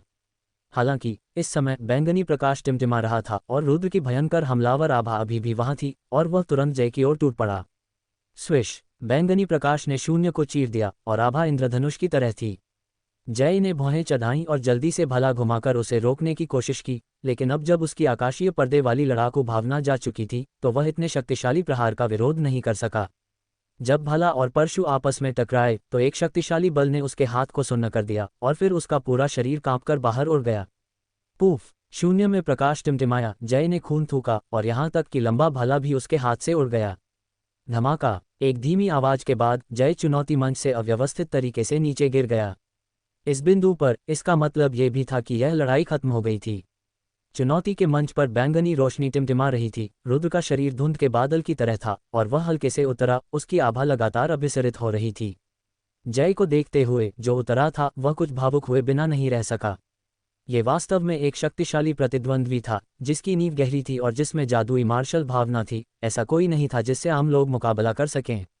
अगर रुद्र ने मार्शल दाव टैबलेट से कुछ अंतर्दृष्टि प्राप्त न की होती और स्वर्गीय ज्वाला का छठा रूप, मैं स्वर्गीय ज्वाला हूँ, न बनाया होता, तो इस बार इतनी निर्णायक जीत हासिल करना मुश्किल होता। शायद अगर उसने दूसरे तुरुप के पत्ते भी इस्तेमाल किए होते तब भी जीतना मुश्किल होता। आखिरकार जय की मार्शल स्पिरिट भी तो बहुत खास थी। लेकिन इस दृश्य ने दर्शकों में उपस्थित सभी साधकों के हृदय को झकझोर दिया और वे सभी स्तब्ध होकर वहीं खड़े हो गए। हर किसी के लिए ये कल्पना करना वास्तव में कठिन था कि जय, जिसके पास एक शक्तिशाली मार्शल स्पिरिट थी, वह कैसे हार गया। क्या ये लड़ाकू भावना सचमुच इतनी शक्तिशाली, इतनी अजेय है? कई लोग हैरान थे। क्या उन्होंने यह नहीं कहा था कि जो लोग युद्ध करने की क्षमता रखते हैं वे अद्वितीय प्रतिभाशाली होते हैं? वास्तव में ये रूप, मैं स्वर्गीय ज्वाला हूँ, वह सार था जिसे रुद्र ने मार्शल दाव टैबलेट से समझा था, और यह असाधारण था। यह अवश्य जानना चाहिए कि यमन ने इसका उपयोग अपनी युद्ध शक्ति को बढ़ाने के लिए किया था और यांग हेक्सिन तथा अन्य के संयुक्त हमले को सीधे तौर पर पराजित किया था। अब रुद्र की चाल यमन से कम नहीं थी। इसके अलावा उसने युद्ध मार्शल स्पिरिट को सक्रिय कर दिया था। इस व्यापक युद्ध शक्ति के तहत रुद्र की चाल अब जय की स्काई कर्टेन मार्शल भावना के साथ तुलनीय नहीं थी। ये युद्ध मार्शल स्पिरिट बहुत रहस्यमय है। यह न केवल मेरी युद्ध शक्ति को बढ़ा सकती है, बल्कि मेरे वंश की शक्ति को भी सक्रिय कर सकती है। रुद्र ने मन ही मन सोचा। इस युद्ध के बाद उसे अपनी नवजागृत मार्शल स्पिरिट की बेहतर समझ प्राप्त हुई और साथ ही उसका हृदय उत्सुकता से भर गया। हमें ये जानना चाहिए कि यह युद्ध मार्शल आत्मा अभी जागृत हुई थी और अभी भी बहुत कमजोर थी। यदि भविष्य में वह और अधिक रक्त शक्ति जागृत कर ले और निरंतर शक्तिशाली होता जाए तो उसकी युद्ध शक्ति कितनी भयावह होगी। इससे रुद्र को अकथनीय उत्साह का एहसास हुआ और वह इस युद्ध मार्शल स्पिरिट के लिए प्रत्याशा से भर गया। हालांकि इस समय प्रशिक्षण मैदान में मौजूद सभी दर्शक अचंभित थे। सामने जय अस्त व्यस्त अवस्था में उतरा। उसने अपनी आंतरिक ऊर्जा को नियंत्रित किया, जमीन पर पड़े लंबे भाले को उठाया और धीरे धीरे खुद को संभालते हुए खड़ा हो गया। युवक के चेहरे पर थोड़ी उदासीनता थी, उसके लंबे बाल हवा में लहरा रहे थे और नाच रहे थे। उसने धीरे से अपना सिर उठाया और ऊंचे मंच पर बैठे रुद्र को देखा और मन ही मन आह भरते हुए बोला, अगर मेरी युद्ध भावना जागृत हो गई होती और मेरी आत्मा की शक्ति जागृत हो गई होती तो मैं ये युद्ध नहीं हारता। उसकी धुंधली आंखों में अनिच्छा का भाव था और उसके मुंह के कोने पर अभी भी खून के धब्बे थे, जिससे वह दूर से देखने पर थोड़ा उदास लग रहा था। जय ने रुद्र को गौर से देखा, मानो वह अपने प्रतिद्वंद्वी को समझने की कोशिश कर रहा हो। क्योंकि एक युवक ने अपनी कलात्मक समझ पर भरोसा करके उसकी आकाशीय पर्दा मार्शल स्पिरिट को सचमुच हरा दिया था। यह अविश्वसनीय था। जय को अपनी ओर देखते देख रुद्र के चेहरे पर अब भी शांति थी। वह स्वाभाविक रूप से समझ गया कि जय क्या सोच रहा था। मगर इससे क्या, भले ही जय ने अपनी मार्शल भावना की उत्पत्ति को जागृत किया हो, फिर भी रुद्र लड़ने में आश्वस्त था। रुद्र में मार्शल स्पिरिट क्यों नहीं होगी? जब जय ने अपना मूल जागृत किया तो उसकी ताकत भी बढ़ जाएगी, इसलिए रुद्र डर नहीं था। रुद्र की निडर निगाहों को महसूस करते हुए जय की आंखें थोड़ी हिल गईं और प्रकाश की एक झलक दिखाई दी। हे, मैं हार गया तो हार गया। मार्शल स्पिरिट की उत्पत्ति को जगाने वाली कौन सी बात है? ये तो बस अपने लिए बहाने बनाना है। एक मजबूत इंसान होने के नाते मुझे पीछे नहीं हटना चाहिए। अगर मैं हार भी गया तो क्या? ये बस एक अस्थायी लाभ या हानि है। जब तक मैं खुद को बेहतर बनाने के लिए कड़ी मेहनत करता रहूंगा, मैं शिखर तक पहुंच सकता हूं। धीरे धीरे जय की आंखें स्थिर हो गईं और उसकी निराशा कुछ कम हो गई। ऐसा लग रहा था कि उसका आत्मविश्वास वापस आ गया है। फिर उसने रुद्र की जांच जारी रखी। अभी अभी मैंने अपनी आत्मा की शक्ति से उसके मन को रोकने की कोशिश की, लेकिन एक शक्तिशाली आत्मा के उतार चढ़ाव ने उसे रोक दिया। ऐसा लगता है कि वह भी बहुत असाधारण है और उसकी आत्मा की शक्ति बहुत प्रबल है। यही उसका तुरुप का पत्ता होना चाहिए। ये रुद्र साधारण नहीं है। शांत होने के बाद जय ने रुद्र को और भी सम्मान से देखा। अब जब उसने ध्यान से सोचा तो दूसरा पक्ष वास्तव में असाधारण और अथाह था। अन्यथा वह खुद को चुनौती क्यों देगा? यह एक शक्तिशाली प्रतिद्वंद्वी है। ये पता चलने के बाद जय का दिल अचानक खुल गया। मैं हार गया, जय ने कहा, फिर अपना भला लेकर वहां से चला गया और पास की एक कुर्सी पर चुपचाप अपनी सांसें नियंत्रित करने के लिए बैठ गया। उसके चेहरे पर अभी भी उदासीनता के भाव थे, मानो उसे इस युद्ध के परिणाम पर कोई एहसान या अपमान महसूस न हो। उसका ये स्वभाव आश्चर्यजनक था। ये जय वास्तव में एक चरित्र है। रुद्र ने चुपके से सिर हिलाया। अभी अभी जय सबका ध्यान अपनी ओर खींच रहा था और सबका समर्थन उसे मिल रहा था, लेकिन पलक झपकते ही वह एक हारा हुआ इंसान बन गया, मानो आसमान से गिरकर नश्वर संसार में आ गया हो। इस तरह का मानसिक अंतराल आम लोगों के लिए स्वीकार्य नहीं था। इस क्षण में उसका इतनी जल्दी शांत हो जाना ये दर्शाने के लिए पर्याप्त था कि उसका मन असाधारण था। जब जय अपनी जगह पर बैठे तो स्वर्गीय साधना उद्यान के रेफरी को आखिरकार होश आया और फिर उनकी नज़रें चुनौती के मंच पर खड़े रुद्र पर पड़ीं। उनकी आंखों में जटिल भाव थे। अब भी उन्हें यकीन नहीं हो रहा था कि यह युवक वाकई जीत गया है। न केवल उन्हें बल्कि दर्शकों में उपस्थित अधिकांश साधकों को भी ऐसा महसूस हुआ जैसे वे स्वप्न में हों। जय और ली जून के बीच अभी अभी हुई लड़ाई को देखने के बाद ज्यादातर लोगों ने जय को मल्लप्पा संप्रदाय के शिष्यों की नई पीढ़ी का अजय राजा मान लिया था। और इस बार उसने आकाशीय पर्दा मार्शल स्पिरिट की युद्ध शक्ति का पूरा इस्तेमाल किया था। प्राचीन काल से आने वाला दबाव आज भी लोगों को डर से कांपने पर मजबूर कर देता था। लेकिन इतना मजबूत व्यक्ति, इतना अद्वितीय प्रतिभाशाली व्यक्ति खो गया था। वह अपने कनिष्ठ भाई से हार गया जो केवल सच्चे सार चरण में था। यह ऐसा दृश्य था जिसकी किसी ने कभी कल्पना भी नहीं की थी। कुछ समय के लिए सभी की आंखें थोड़ी सिकुड़ गईं, थोड़ी उलझन और आश्चर्य के साथ चुनौती मंच पर रुद्र को घूरने लगीं। वह कैसे जीत गया? कई लोग हैरानी भरे भाव से अपने आप से बुदबुदा रहे थे।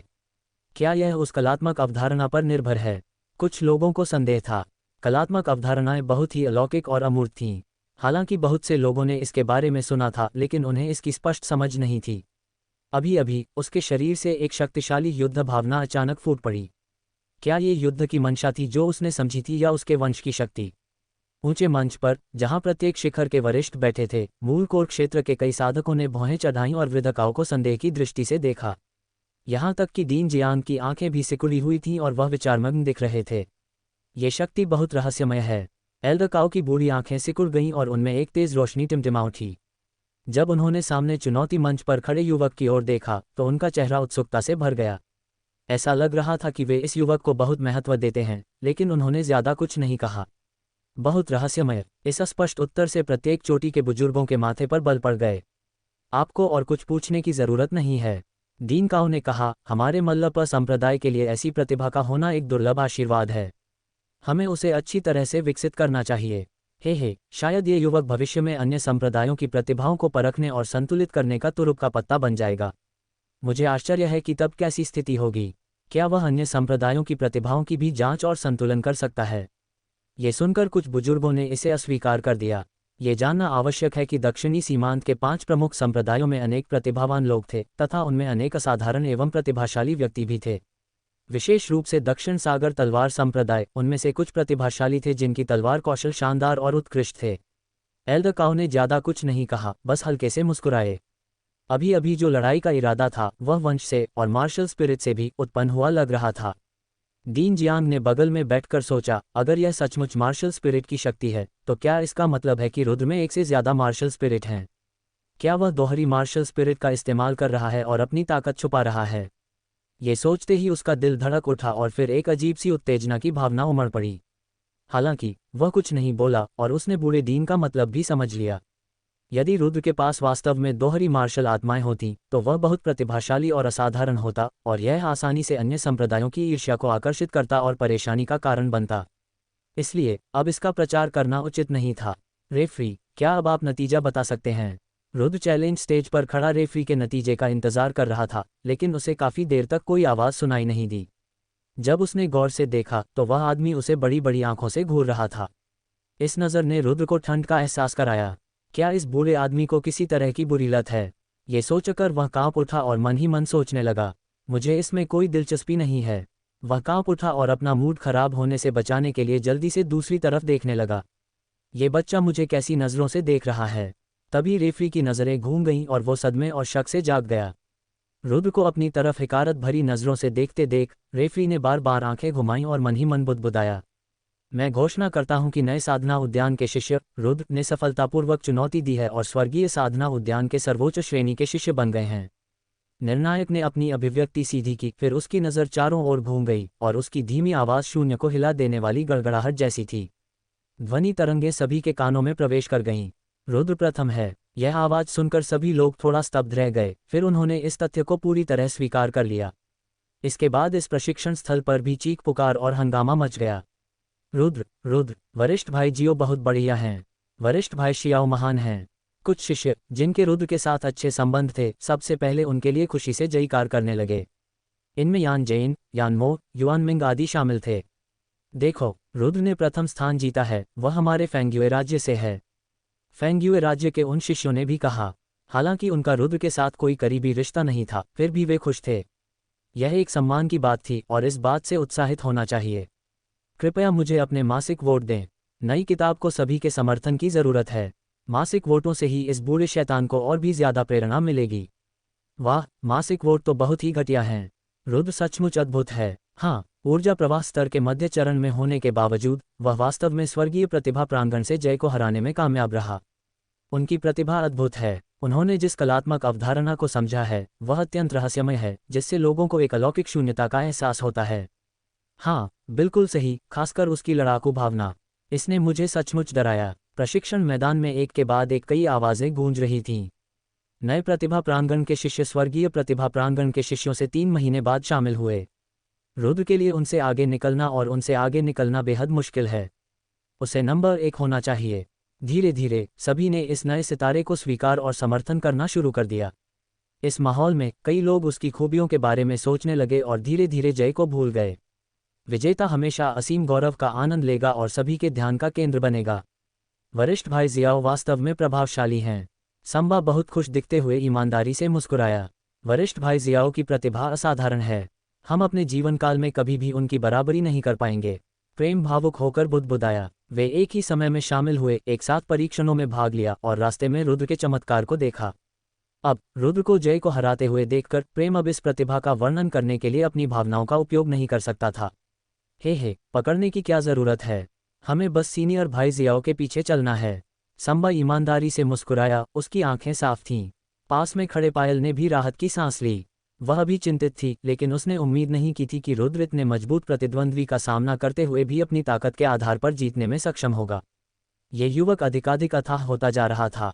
साथ ही इससे पायल के दिल में भी उदासी छा गई। रुद्र जितना मजबूत होता गया, उनके बीच की दूरी उतनी ही बढ़ती गई। जीतने के बाद रुद्र चुनौती चरण से नीचे उतरा और पहले स्थान पर अपना स्थान ग्रहण किया। जहां तक जय का प्रश्न है, यद्यपि वह पराजित हो गया था, फिर भी वह दूसरे स्थान पर रहा। बाकी सभी एक स्थान नीचे चले गए। क्या कोई और है जो हेवनली टैलेंट कोर्टयार्ड के शिष्य को चुनौती देना चाहता है? रेफरी की नज़रें उस मंच की ओर तेज हो गईं जहां न्यू टैलेंट कोर्टयार्ड के शिष्य मौजूद थे। उस प्लेटफॉर्म पर काफ़ी देर तक सन्नाटा छाया रहा। ठीक है, अब मैं इस छोटी सी प्रतियोगिता के अंत की घोषणा करता हूँ। रेफरी की आवाज़ धीमी थी और चारों तरफ गूंज रही थी। आप सभी को अपनी रैंकिंग के अनुसार पुरस्कार मिलेंगे। प्रत्येक शिखर से कोर हॉल में आगे बढ़ने वाले शिष्य न्यू टैलेंट कोर्टयार्ड में रहेंगे। कड़ी मेहनत करो और तुम भी भविष्य में अपना नाम बना सकते हो। हाँ, जवाबों का एक समूह गूंजा, मानो 9 आकाशों में गूंज रही हो। कोर हॉल, हम अंततः कोर हॉल के शिष्य बन गए हैं। 5 चोटियों से आए शिष्य काफ़ी उत्साहित थे। उनमें यान जेन और यान मो नामक भाई भी शामिल थे। युआन मिंग और चिरंजी परिवार के एक अन्य शिष्य ने भी कोर हॉल में प्रवेश की योग्यता प्राप्त की। इन व्यक्तियों ने परीक्षणों के बाद अपने अंकों के आधार पर बड़ी मात्रा में संसाधन प्राप्त किए थे और अपनी अच्छी प्रतिभा के साथ वे जल्दी ही सफल हो गए। उसने वास्तव में प्रथम स्थान प्राप्त किया है। दिलशित और लू यानफेंग दोनों के चेहरे पर उदासी थी। अग्नि तत्व शिखर से आए कई अन्य शिष्यों की आंखों में भी भयावह भाव थे। ये परिणाम उनकी उम्मीदों से कहीं अधिक था। हम उसे कतई बढ़ने नहीं दे सकते। दिलशित की आंखें सिकुड़ गईं और उसने भयावह रूप से कहा। ... प्रतियोगिता समाप्त होने के बाद सभी लोग एक एक करके तितर-बितर होने लगे। हालांकि हॉल मास्टर जियांग ने रुद्र को बुलाया था। ओल्ड हॉल मास्टर काओ और प्रत्येक शिखर के शिखर स्वामी भी उपस्थित थे। सभी लोग उसमें बहुत रुचि रखते थे। उन्होंने पहली बार किसी असाधारण प्रतिभाशाली व्यक्ति को देखा था और वे थोड़ा उत्साहित भी थे। नमस्कार हॉल मास्टर जियांग और सभी पीक मास्टर्स। रुद्र ने बड़ों को प्रणाम किया। हे रुद्र, तुमने सच में इस बूढ़े को निराश नहीं किया। तुमने तो एक ही बार में पहला स्थान जीत लिया। युवा पीढ़ी वाकई ज़बरदस्त होती है। हॉल मास्टर जियांग ने आंखें सिकोड़ लीं और मुस्कुरा दिए। उसने चुपके से रुद्र को देखा, मानो इस युवक की किसी खास आभा को महसूस करने की कोशिश कर रहा हो। हालांकि बदकिस्मती से रुद्र की आभा दबी हुई थी और उसे कुछ भी महसूस नहीं हुआ। ये सब हॉल मास्टर और संप्रदाय द्वारा की गई साधना का ही परिणाम है, जिसके कारण रुद्र आज यहाँ हैं। इन बुजुर्गों का सामना करते हुए रुद्र अभी भी थोड़ा विनम्र दिखाई दे रहा था। प्रत्येक शिखर के सभी शिखर गुरुओं के पास अर्धचरणीय नवजात आत्मा क्षेत्र में साधना थी और हॉल मास्टर जियांग के पास अर्ध नवजात आत्मा क्षेत्र की शक्ति थी। ऐसे व्यक्ति सर्वशक्तिशाली थे। कम से कम वर्तमान स्तर पर रुद्र उनसे आगे नहीं निकल सका।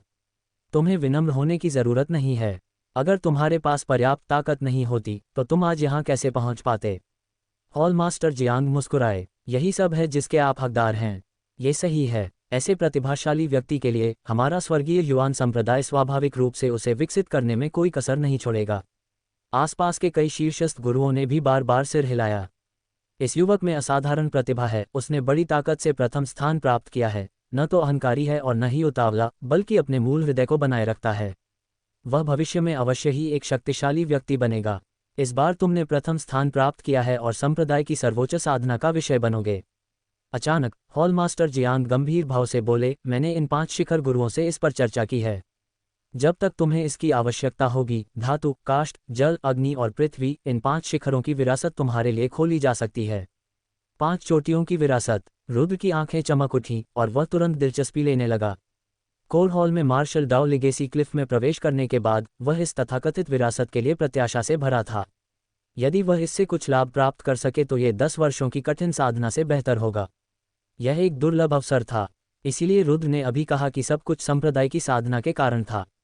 जरा सोचिए, यदि मार्शल डाउ लिगेसी स्टेल का मार्गदर्शन न होता तो उसे पता ही नहीं चलता कि वह मार्शल आर्ट के वास्तविक अर्थ को कब समझ पाएगा। ये सही है। हॉल मास्टर जियांग ने सिर हिलाया। स्वर्गीय युआन संप्रदाय में प्रत्येक शिखर के पास पूर्ववर्तियों द्वारा छोड़ी गई विरासतें होती हैं। दुर्भाग्यवश दक्षिणी सीमा के लोग पीढ़ी दर पीढ़ी कमजोर होते जा रहे हैं और उनका शरीर धीरे धीरे कमजोर होता जा रहा है, जिससे 100 साल बाद भी असाधारण प्रतिभाशाली शिष्यों का दिखना मुश्किल हो रहा है। इसलिए प्रत्येक शिखर की विरासत शायद ही किसी को समझ में आती है, लेकिन ये विरासतें समय समय पर खुलती रहती हैं।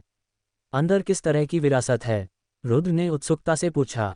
यहाँ कई प्रकार की विरासतें हैं, जैसे शक्तिशाली व्यक्तियों द्वारा छोड़ी गई अंतर्दृष्टियाँ और शुद्ध विरासतें भी। एक शिखर गुरु आगे बढ़े और बोले, उदाहरण के लिए मेरे धातु तत्व शिखर में न केवल शक्तिशाली व्यक्तियों द्वारा छोड़ी गई अंतर्दृष्टियां हैं, बल्कि एक धातु तत्व शून्य क्षेत्र भी है। इस धातु तत्व शून्य क्षेत्र में शुद्धतम धातु तत्व क्यूई है और इसके भीतर कुछ आध्यात्मिक वस्तुएं भी पोषित होती हैं, जो धातु आत्मा शरीर वाले साधकों के शरीर को बेहतर बना सकती हैं। इसके अलावा इसके भीतर धातु आशय के गहन अर्थ भी हैं, जो कुछ शक्तिशाली व्यक्तियों द्वारा छोड़े गए अर्थों से अधिक शुद्ध हैं, लेकिन अपेक्षाकृत अधिक अलौकिक और समझने में कठिन हैं। संक्षेप में, प्रत्येक शिखर की विरासत हमारे स्वर्गीय युआन संप्रदाय की नींव है। धातु तत्व शिखर के शिखर गुरु ने कहा। तो यह ऐसा ही है। रुद्र ने अपने दिल में समझा और स्वर्गीय युआन संप्रदाय की नींव के बारे में थोड़ी और समझ हासिल की। ये कल्पना करना कठिन है कि यदि इस समय स्वर्गीय युआन संप्रदाय के पास पर्याप्त प्रतिभाएं होती तो वह कितना शक्तिशाली होता। ठीक है। आसपास खड़े कई शिखर गुरुओं ने बार बार सिर हिलाया। मेरी अग्नि मार्शल स्पिरिट में अभी भी सुधार की आवश्यकता है, इसलिए मैं अग्नि वंशानुक्रम में जाऊंगा। रुद्र ने थोड़ा सोचा और फिर कहा, दूसरी बात यह युआन क्यूई है। मुझे अपनी शक्ति बढ़ाने के लिए बड़ी मात्रा में युआन क्यूई की आवश्यकता है, अन्यथा मेरी साधना आगे बढ़ना मुश्किल हो जाएगा। अन्य चीज़ों के लिए वे औषधीय पदार्थ होंगे। यह आसान है। अग्नि तत्व शिखर के शिखर गुरु ने कहा, मेरे अग्नि तत्व शिखर में विरासत 1 महीने में खुल जाएगी। तब तुम जाकर इसे समझ सकते हो। हे, बात तो यह है कि बहुत समय हो गया है जब किसी ने मेरे शिखर में विरासत को सही मायने में समझा है। बड़ी मात्रा में युआन क्यू। यह आसान है। मेरे कोर हॉल में एक स्वर्गीय युआन स्पिरिट स्प्रिंग भी है, जहां युआन क्यू बहुत प्रचुर मात्रा में है, आपकी साधना के लिए पर्याप्त। हॉल मास्टर जियांग ने सिर हिलाया और कहा, जहां तक औषधीय पदार्थों की बात है, वह और भी आसान है। इसके अलावा आप जादुई कलाकृतियां, गोलियां आदि जैसी वस्तुओं का भी अनुरोध कर सकते हैं। ठीक है। रुद्र विनम्र नहीं था और उसने कहा, अगर मेरी कोई ज़रूरत होगी तो मैं ज़रूर बोलूँगा। अच्छा, तो फिर तुम लवकुश को ढूंढ सकते हो और वह तुम्हारे लिए सब कुछ व्यवस्थित कर देगा। हॉल मास्टर जियांग ने सिर हिलाया।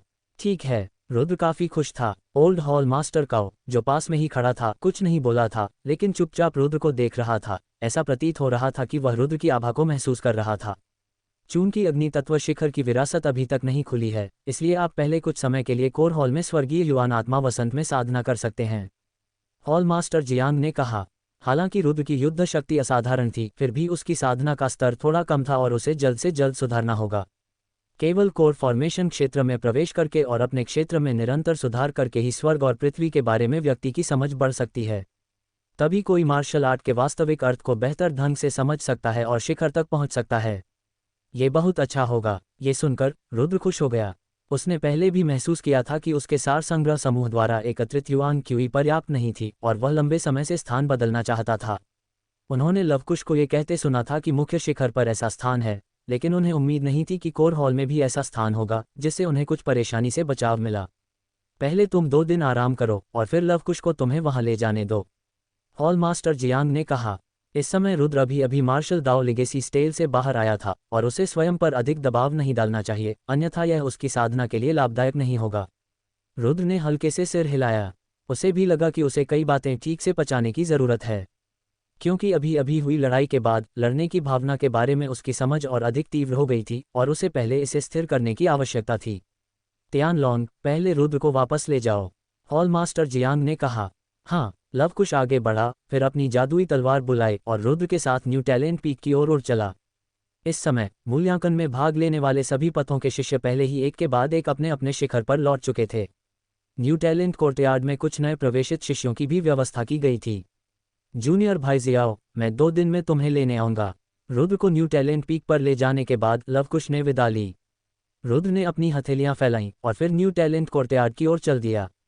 यद्यपि वह स्वर्गीय प्रतिभा प्रांगण तक पहुंच गया था, फिर भी वह अस्थायी रूप से अभी भी यहाँ रह रहा था।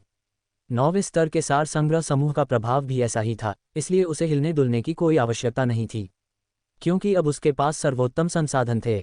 वरिष्ठ भाईजियो, जब रुद्र नई प्रतिभा प्रांगण में चला गया तो कई साथी शिष्य तुरंत उसका अभिवादन करने आए। अंदर कई अपरिचित चेहरे थे जो स्पष्ट रूप से शिष्य थे जो अभी अभी न्यू टैलेंट कोर्टयार्ड में शामिल हुए थे, और कुछ लोग उनका अभिवादन करने के लिए आगे आए। वे कोई और नहीं बल्कि यान जैन, यानमो, युआन मिंग और अन्य थे। वरिष्ठ भाई जियो, आप वास्तव में अद्भुत हैं, आपने वास्तव में जय को हराया और पहला स्थान जीता। आपने हमारे धनगिरी साम्राज्य को सम्मान दिलाया है, इन लोगों ने उत्साहपूर्ण भाव से रुद्र से कहा। यान जैन, यानमो और अन्य लोगों के अलावा धनगिरी साम्राज्य से कुछ अन्य लोग भी थे। हे, तुम भी अच्छा कर रहे हो, चलो हम सब मिलकर साधना में कड़ी मेहनत करते हैं, ये तुम्हारे मजबूत बनने की शुरुआत होगी। रुद्र ने उत्साहवर्धक स्वर में सभी से कहा, जब तक तुम लगन से साधना करते रहोगे और मार्शल आर्ट के गहन अर्थ को दिल से समझोगे, एक दिन तुम भी शिखर पर पहुंच जाओगे और स्वर्ग और पृथ्वी को देख पाओगे। ठीक है। रुद्र के उत्साहवर्धक शब्दों को सुनकर सभी ने बार बार सिर हिलाया, उनके शरीर में खून उबल रहा था। यान जैन, यानमो और अन्य लोगों ने भी आभार व्यक्त किया। यदि रुद्र की मदद न होती तो उनके लिए सुचारू रूप से आगे बढ़ना और अच्छे परिणाम प्राप्त करना मुश्किल होता। सभी लोग कृपया जांच लें कि क्या आपके पर्सनल सेंटर में मासिक वोट हैं। अगर आपके पास मासिक वोट हैं तो कृपया ओल्ड याओ के लिए एक वोट डालें, ठीक है। आज 3 चैप्टर। रुद्र ने यान जैन और अन्य लोगों के साथ संक्षिप्त अभिवादन किया, फिर अपने निवास पर लौट आया। इस युद्ध से उन्हें बहुत लाभ हुआ था तथा युद्ध के उद्देश्य की उनकी समझ को अभी भी सुदृढ़ करने की आवश्यकता थी। अपने कमरे में लौटने के बाद वह पिछले 2 दिनों से एकांत में थे, धीरे धीरे अपनी अंतर्दृष्टि को आत्मसात कर रहे थे और उस कलात्मक अवधारणा को पूरी तरह से आत्मसात कर रहे थे। उसके अनजाने में रुद्र का स्वभाव भी बदल रहा था, उसका पूरा अस्तित्व असाधारण और परिष्कृत हो गया था और हर हरकत से लालित्य का एहसास होता था। 2 दिन बाद रुद्र एकांतवास से बाहर आया। ये युद्ध का इरादा एक तरह की कलात्मक अवधारणा है, मायावी और अमूर्त, इसे केवल हृदय में ही रखा जा सकता है, निरंतर सत्यापित किया जा सकता है और अंततः एक ऐसे विचार में परिवर्तित किया जा सकता है जो व्यक्ति के शरीर में विलीन हो जाए। रुद्र बुदबुदाया, फिर प्रशिक्षण कक्ष से बाहर चला गया। उसने अभी 2 कदम ही उठाए थे कि नौकरानी जियोहोंग उसका अभिवादन करने के लिए आगे आई। युवा मास्टर जियाओ का स्वभाव अधिक से अधिक असाधारण और परिष्कृत होता जा रहा है। अब उनकी हर हरकत किसी पेंटिंग से निकले अमर चित्र की तरह है, जो लोगों को अप्राप्य होने के साथ साथ अनियंत्रित रूप से मोहित भी महसूस कराती है। जियाओहोंग ने मन ही मन बुदबुदाया। जब उसने युवक को देखा, उसका सुंदर चेहरा लाल हो गया और उसकी सुंदर आंखें लालसा से भर गईं। रुद्र व्यावहारिक रूप से उसका राजकुमार बन गया था, लेकिन वह केवल उसके बारे में कल्पना ही कर सकती थी, उसने उसके करीब जाने के बारे में सोचने की भी हिम्मत नहीं की। जियाओहोंग, नौकरानी को आते देख रुद्र की आंखों में सवाल उभर आया, क्या कुछ गड़बड़ है? हाँ। जियाओहोंग का चेहरा सम्मान से भरा था और फिर वह रुद्र को रिसेप्शन हॉल की ओर ले गई।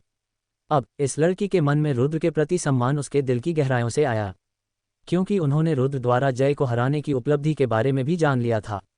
ये बातें उन प्रतिभाशाली शिष्यों की सेविकाओं के बीच बहुत पहले ही फैल चुकी थीं। इस समय रुद्र स्पष्ट रूप से मल्लपा संप्रदाय के सभी शिष्यों के लिए चर्चा का केंद्र बन गया था। इस बात से उसे आश्चर्य तो हुआ, लेकिन साथ ही उसे अपने दिल में गर्व भी महसूस हुआ, क्योंकि वह इसी प्रतिभा की सेवा करती थी और वह अपनी बहनों के बीच गर्व से इसके बारे में बात कर सकती थी। दोनों धीरे धीरे चल रहे थे। रुद्र को कोई जल्दी नहीं थी। अब उसके पूरे अस्तित्व में एक अकल्पनीय कलात्मक अवधारणा थी जो मानो स्वर्ग और धरती में विलीन हो रही थी। वह लगातार उस दाव को समझ रहा था, इसलिए वह हर समय उसी मनस्थिति में बना रहा। चलते चलते वह कभी कभी जियाहोंग की साधना के बारे में पूछता। रुद्र का प्रश्न सुनकर जियाहोंग बहुत खुश हुई और उसने जल्दी से अपनी शंकाएं स्पष्ट कर दीं। रुद्र ने धैर्यपूर्वक उसे समय समय पर संकेत दिए और उसे एक मजबूत अभ्यासी का हृदय रखने की सलाह दी इत्यादि। यद्यपि ये केवल संक्षिप्त मार्गदर्शन था, लेकिन इससे जियाहोंग को बहुत लाभ हुआ। विशेष रूप से उस समझ के संबंध में रुद्र की बात सुनकर ऐसा लगा कि वह समझ गई है, लेकिन पूरी तरह से नहीं, फिर भी उसने एक लक्ष्य, एक रूपरेखा प्राप्त कर ली है। कुछ ही देर बाद रुद्र स्वागत कक्ष में पहुंचा।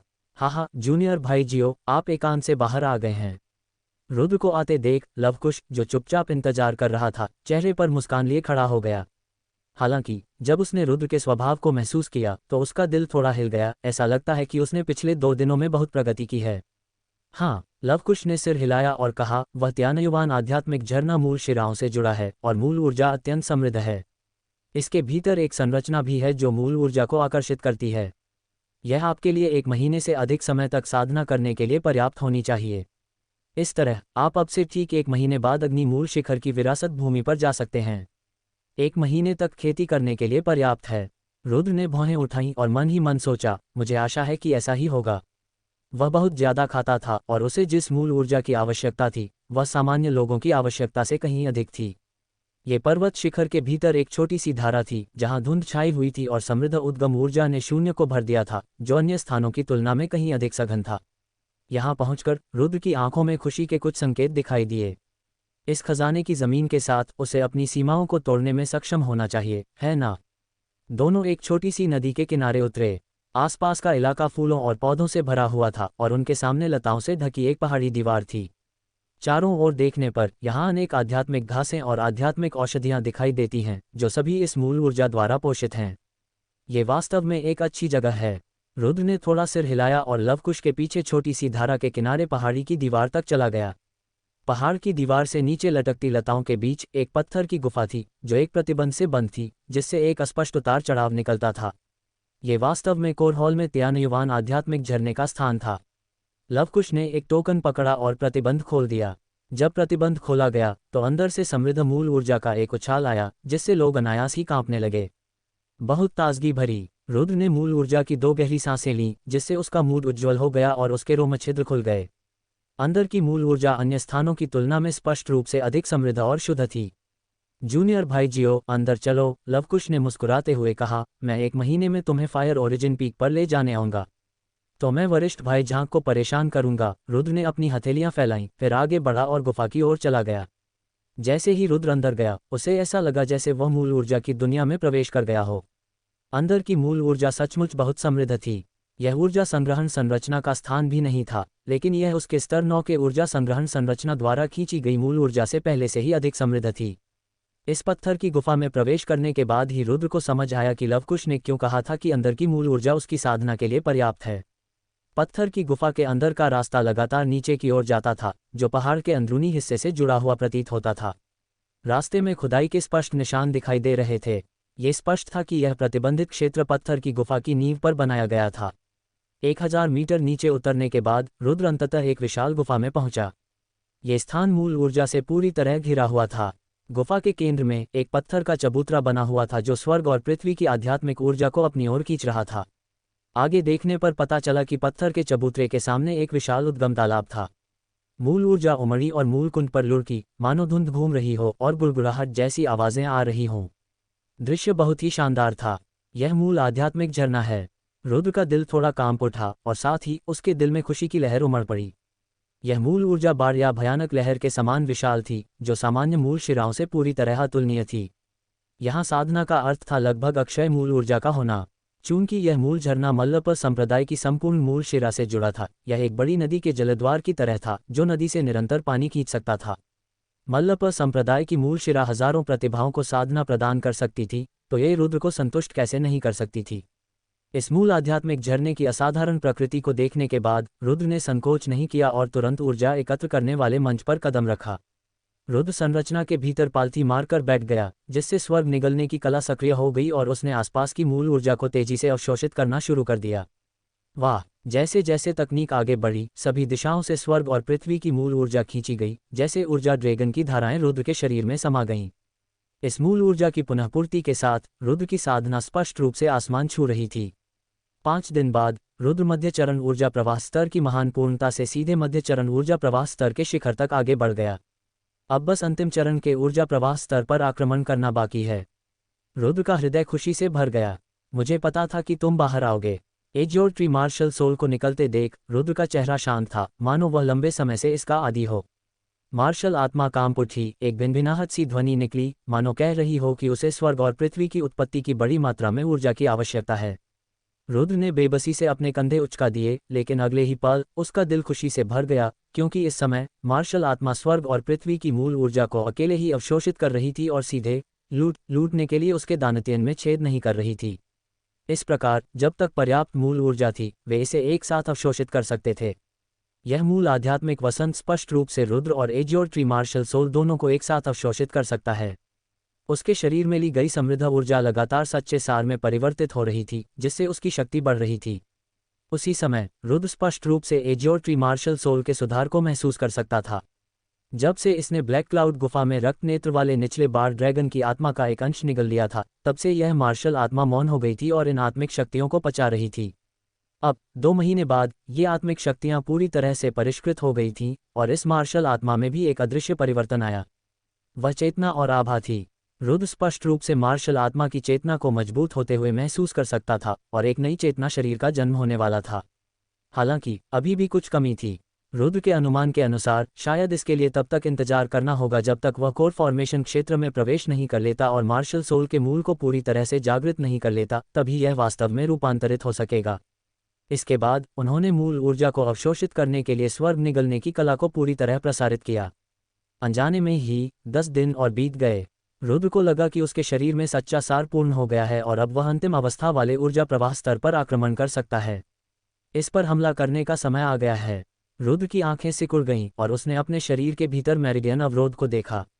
जब तक वह सफलतापूर्वक इस मेरिडियन को पार कर लेता, तब तक उसके शरीर में 8 असाधारण मेरिडियन और 12 मुख्य मेरिडियन क्रमिक रूप से जुड़े रहेंगे। इसका अर्थ ये होगा कि वह अंतिम चरण के ऊर्जा प्रवाह स्तर में प्रवेश कर चुका था। उस समय उसके शरीर के भीतर का सच्चा सार समुद्र के समान विशाल होगा, और उसका आभामंडल साधारण ऊर्जा प्रवाह स्तर के अभ्यासियों के लिए बिल्कुल अतुलनीय होगा। भिन्न टक्कर लगते ही रुद्र का शरीर कांप उठा, मानो बिजली गिर गई हो। तेज दर्द से उसका शरीर कांप उठा। बस एक पल बाद ऐसा लगा जैसे उसके शरीर के भीतर का कोई बंधन टूट गया हो, मानो एक नई दुनिया खुल गई हो। उसकी आत्मा हिल गई। यह अंतिम चरण के ऊर्जा प्रवाह स्तर का लाभ था। एक ही विचार से सच्चा सार बाहर निकल सकता है और दुश्मन के हमलों का विरोध करने के लिए सुरक्षात्मक मूल ऊर्जा में परिवर्तित हो सकता है। यद्यपि इस सच्चे सार की रक्षा क्षमता कम थी, फिर भी यह एक बफर के रूप में कार्य कर सकता था तथा किसी को अत्यधिक गंभीर चोटों से बचा सकता था। लेकिन रुद्र अलग था। अब मल्लपर संप्रदाय में शामिल होने के बाद उसे सर्वोत्तम संसाधन प्राप्त हुए। स्वर्ग निगलने की कला की असाधारण प्रकृति के साथ उसकी साधना गति सामान्य लोगों की तुलना में केवल 10 गुना, यहाँ तक कि 100 गुना थी। समय बीतने के साथ उसका अंतिम चरण का सच्चा सार क्षेत्र अंततः स्थिर हो गया। जोड़ जीवन शक्ति के झरने से समृद्ध तात्विक ऊर्जा ड्रैगन की तरह एकत्रित होकर अंततः उस भंवर में विलीन हो गई जो रुद्र के सामने प्रकट हुआ। स्वर्ग निगलने की कला द्वारा निर्मित भंवर एक अथाह गड्ढे जैसा था, जो अनंत स्वर्ग और पृथ्वी तात्विक ऊर्जा को धारण करने में सक्षम था, जो कभी तृप्त नहीं होती। अंतिम सत्य सार अवस्था, छोटी उपलब्धि। इस दिन रुद्र का दिल धड़क उठा और उसने आंखें खोलीं। आधा महीना बीत चुका था और उसने न केवल अपने अंतिम सत्य सार अवस्था क्षेत्र को स्थिर कर लिया था, बल्कि छोटी उपलब्धि के चरण तक भी पहुंच गया था। ये गति बस बढ़ती ही जा रही थी। अगर बाहर वालों को पता चलता तो वे बिल्कुल अचंभित रह जाते। हालांकि इस समय जीवन शक्ति आत्मा झरने के पास तात्विक ऊर्जा भी कम होने लगी। इस महीने में न केवल रुद्र इस मौलिक ऊर्जा की एक बड़ी मात्रा को अवशोषित कर रहा था, बल्कि इससे भी महत्वपूर्ण बात यह थी कि एज्योर ट्री मार्शल सोल भी मौजूद था। ये रुद्र से भी अधिक निर्दयी था, जिसकी एक नीली शाखा तत्वीय झरने में गिर गई थी, जो सीधे तत्वीय शिरा से तत्वीय ऊर्जा के स्रोत को अवशोषित कर रही थी। वह शुद्धतम मौलिक ऊर्जा थी, जिसे बिना किसी शोधन के सीधे सच्चे सार में परिवर्तित किया जा सकता था। 1 महीने के अवशोषण के बाद नीला वृक्ष मार्शल सोल की शाखाएं हरी भरी हो गईं तथा 2 और नीली शाखाएं फैल गईं। उनमें से प्रत्येक में हरी पत्तियां उगाई थीं, और अब प्रत्येक नीले रंग की शाखा में 4 हरी पत्तियां थीं, जिससे कुल 16 हरी पत्तियां हो गईं। शीत ऊर्जा और अग्नि तत्व ऊर्जा से बनी एक अन्य शाखा में नए पत्ते नहीं उगे। ऐसा इसलिए था क्योंकि तत्वों की ऊर्जा के गुण अलग अलग थे, जिससे उनका आगे बढ़ना मुश्किल हो गया था। रुद्र को इस बात से खुशी हुई कि पन्ना आत्मा के मोती उन हरे पत्तों पर संघनित हो गए थे और अब रत्नों की तरह पत्तों पर लुढ़क रहे थे। कुल 24 हैं। रुद्र का दिल खुशी से भर गया। ये स्पिरिट बीड्स अमृत और जादुई औषधियों से भी ज्यादा शक्तिशाली थे। अगर मैं घायल हो भी जाऊं तो इन स्पिरिट बीड्स को लेने से मैं आसानी से ठीक हो जाऊंगा, रुद्र ने सोचा। एक संदेश है, रुद्र का दिल धड़का। उसने अपनी चेतना वापस खींची और तुरंत पहचान पत्र निकाला। जब सच्चे सार को टोकन में डाला गया तो वह प्रकाश से चमक उठा और उस पर एक पाठ्य सामग्री प्रकट हुई। ये संदेश लवकुश द्वारा भेजा गया था। अग्नि युआन शिखर की विरासत खुलने ही वाली है। संदेश को देखते हुए रुद्र की आंखों में उत्सुकता झलक रही थी। उसने तुरंत नीला वृक्ष मार्शल आत्मा की शाखाओं को अपनी चेतना के सागर में वापस लौटने का आग्रह किया और फिर जीवन शक्ति आत्मा झरने से बाहर निकल गया। अगर भविष्य में मुझे मौका मिले तो मुझे यहाँ साधना करने के लिए वापस आना चाहिए। जाते समय रुद्र अपने पीछे स्थित मौलिक ऊर्जा से ढकी पत्थर की गुफा पर एक बार फिर से नजर डालना नहीं भूला। यदि वह यहाँ साधना करता तो निश्चित रूप से बिना किसी बाधा के आगे बढ़ सकता था और पूरे रास्ते गा सकता था। यद्यपि अब वह अंतिम सच्चे सार के चरण में प्रवेश कर चुका था, जो कि एक छोटी उपलब्धि थी, फिर भी वह तुलनात्मक रूप से बहुत कमजोर था। आखिरकार स्वर्गीय साधना उद्यान में ही जय और रायन थे जो अंतिम सच्चे सार चरण तक पहुंच गए थे, जो एक बड़ी उपलब्धि थी। आखिरकार गहन सार युद्ध क्षेत्र में प्रवेश करने के लिए किसी को लीपिंग ड्रैगन पीक के कुछ वरिष्ठ भाइयों के साथ प्रतिस्पर्धा करनी होगी। वहां मौजूद सभी लोग अंतिम सत्य सार चरण में प्रवेश कर चुके थे, पुनर्तः पूर्णता प्राप्त कर चुके थे, तथा कई लोग तो आधे चरण वाले मूल कोर चरण में भी प्रवेश कर चुके थे। रुद्र ने जीवन शक्ति आत्मा झरने पर नजर डाली, फिर मार्ग की ओर चल दिया। यद्यपि इस समय उसकी साधना में सुधार करना महत्वपूर्ण था, लेकिन इसकी तुलना में अग्नि युआन शिखर की विरासत उसके लिए अधिक आकर्षक थी। गुफा के प्रवेश द्वार पर लगा प्रतिबंध हटा दिया गया था। जैसे ही रुद्र बाहर निकला उसने लवकुश को देखा। अंतिम सत्य सार चरण, छोटी उपलब्धि। लवकुश की आंखें थोड़ी सिकुड़ गईं। जब उसने रुद्र के आभामंडल में उतार चढ़ाव महसूस किया तो वह थोड़ा चौंक गया।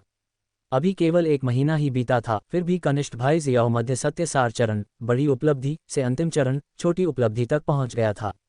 क्या ये गति बहुत तेज नहीं थी? यह आश्चर्यजनक था। हालांकि इस कनिष्ठ भाई के विभिन्न प्रदर्शनों को याद करते हुए लवकुश के दिल को राहत मिली।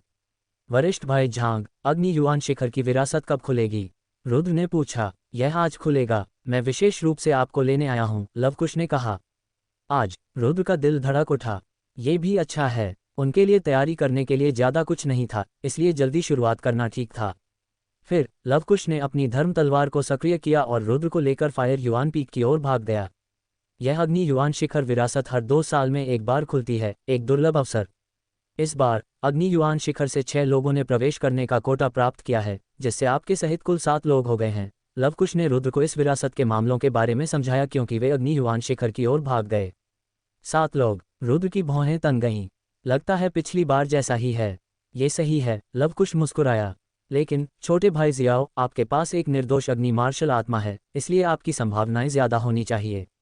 आपकी अद्भुत प्रतिभा के साथ आपको उस अग्नि विरासत से जरूर कुछ मिलेगा। हे, कहते हैं कि यह विरासत असाधारण होती है। ओह, रुद्र की आंखों में जिज्ञासा दिखी। लवकुश ने मुस्कुराते हुए कहा, मुझे भी विशिष्ट विवरण नहीं पता है। ...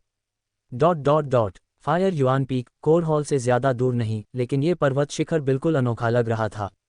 शिखर पर लाल बादलों ने आकाश को भर दिया था और एक झुलसा देने वाली आभा हवा में व्याप्त थी।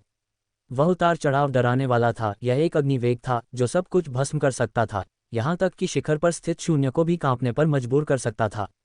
ये फायर युआन पीक के सशक्त व्यक्तियों द्वारा फायर युआन हॉल की पट्टिका पर छोड़ी गई एक कलात्मक अवधारणा थी, जो फायर युआन पीक के प्रतीक के रूप में कार्य करती है। अतीत में ये वह स्थान था जहां अग्नि युआन शिखर के अनुयायी आते थे, क्योंकि वे पट्टिका से अग्नि मार्ग के वास्तविक अर्थ को समझ सकते थे। दुर्भाग्यवश जैसे जैसे अग्नि आत्मा शरीर वाले लोग दुर्लभ होते गए, बहुत कम लोग यहाँ दिखाई देने लगे। कुछ नए शिष्यों को यहाँ आने पर डर का एहसास हुआ और वे फायर युआन हॉल के पास जाने की हिम्मत नहीं जुटा पाए। क्योंकि उनके पास अग्नि आत्मा शरीर नहीं था, इसलिए आकाश को जलाती हुई प्रचंड लपटों की आभा ने उन्हें भयभीत कर दिया, मानो वे आग के समुद्र में हों। वास्तव में प्रत्येक शिखर प्रणाली में ऐसी स्थिति थी।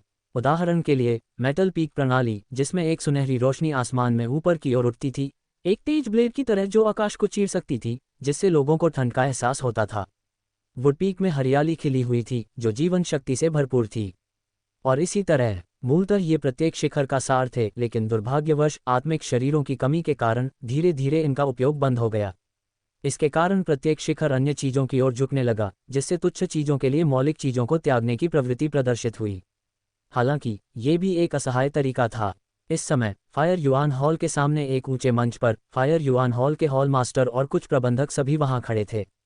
नीचे कुछ युवा प्रतिभाएं दी गई हैं, जो अग्नि युआन शिखर की सभी प्रतिभाएं हैं, जो साधना का केंद्र बिंदु थीं। इन कुछ प्रतिभाशाली लोगों को देखकर Zeng peak master of fire yuan peak की आंखों में केवल उदासी का भाव था।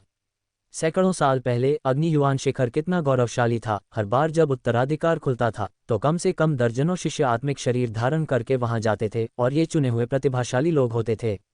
लेकिन अब ये स्थितियां केवल प्राचीन पुस्तकों में ही देखने को मिलती हैं, और अब अपनी पीढ़ी की तुलना में वे बहुत ही निम्न थे। हालांकि इन 6 लोगों के पास अग्नि आत्मा शरीर भी थे, लेकिन सबसे मजबूत आत्मा शरीर का मूल्य केवल 46% था, जो अपेक्षाकृत कमजोर था। अगर वे विरासत हासिल करना चाहते थे तो उन्हें शायद बेहतरीन अवसरों और बेहद मजबूत समझ की प्रतिभा पर निर्भर रहना पड़ता। हालांकि इस समय इन 6 लोगों के आत्मिक शरीर का मूल्य अधिक नहीं है, फिर भी वे प्रवेश करने के बाद कुछ प्राप्त कर सकते हैं और अपनी शक्ति में सुधार कर सकते हैं।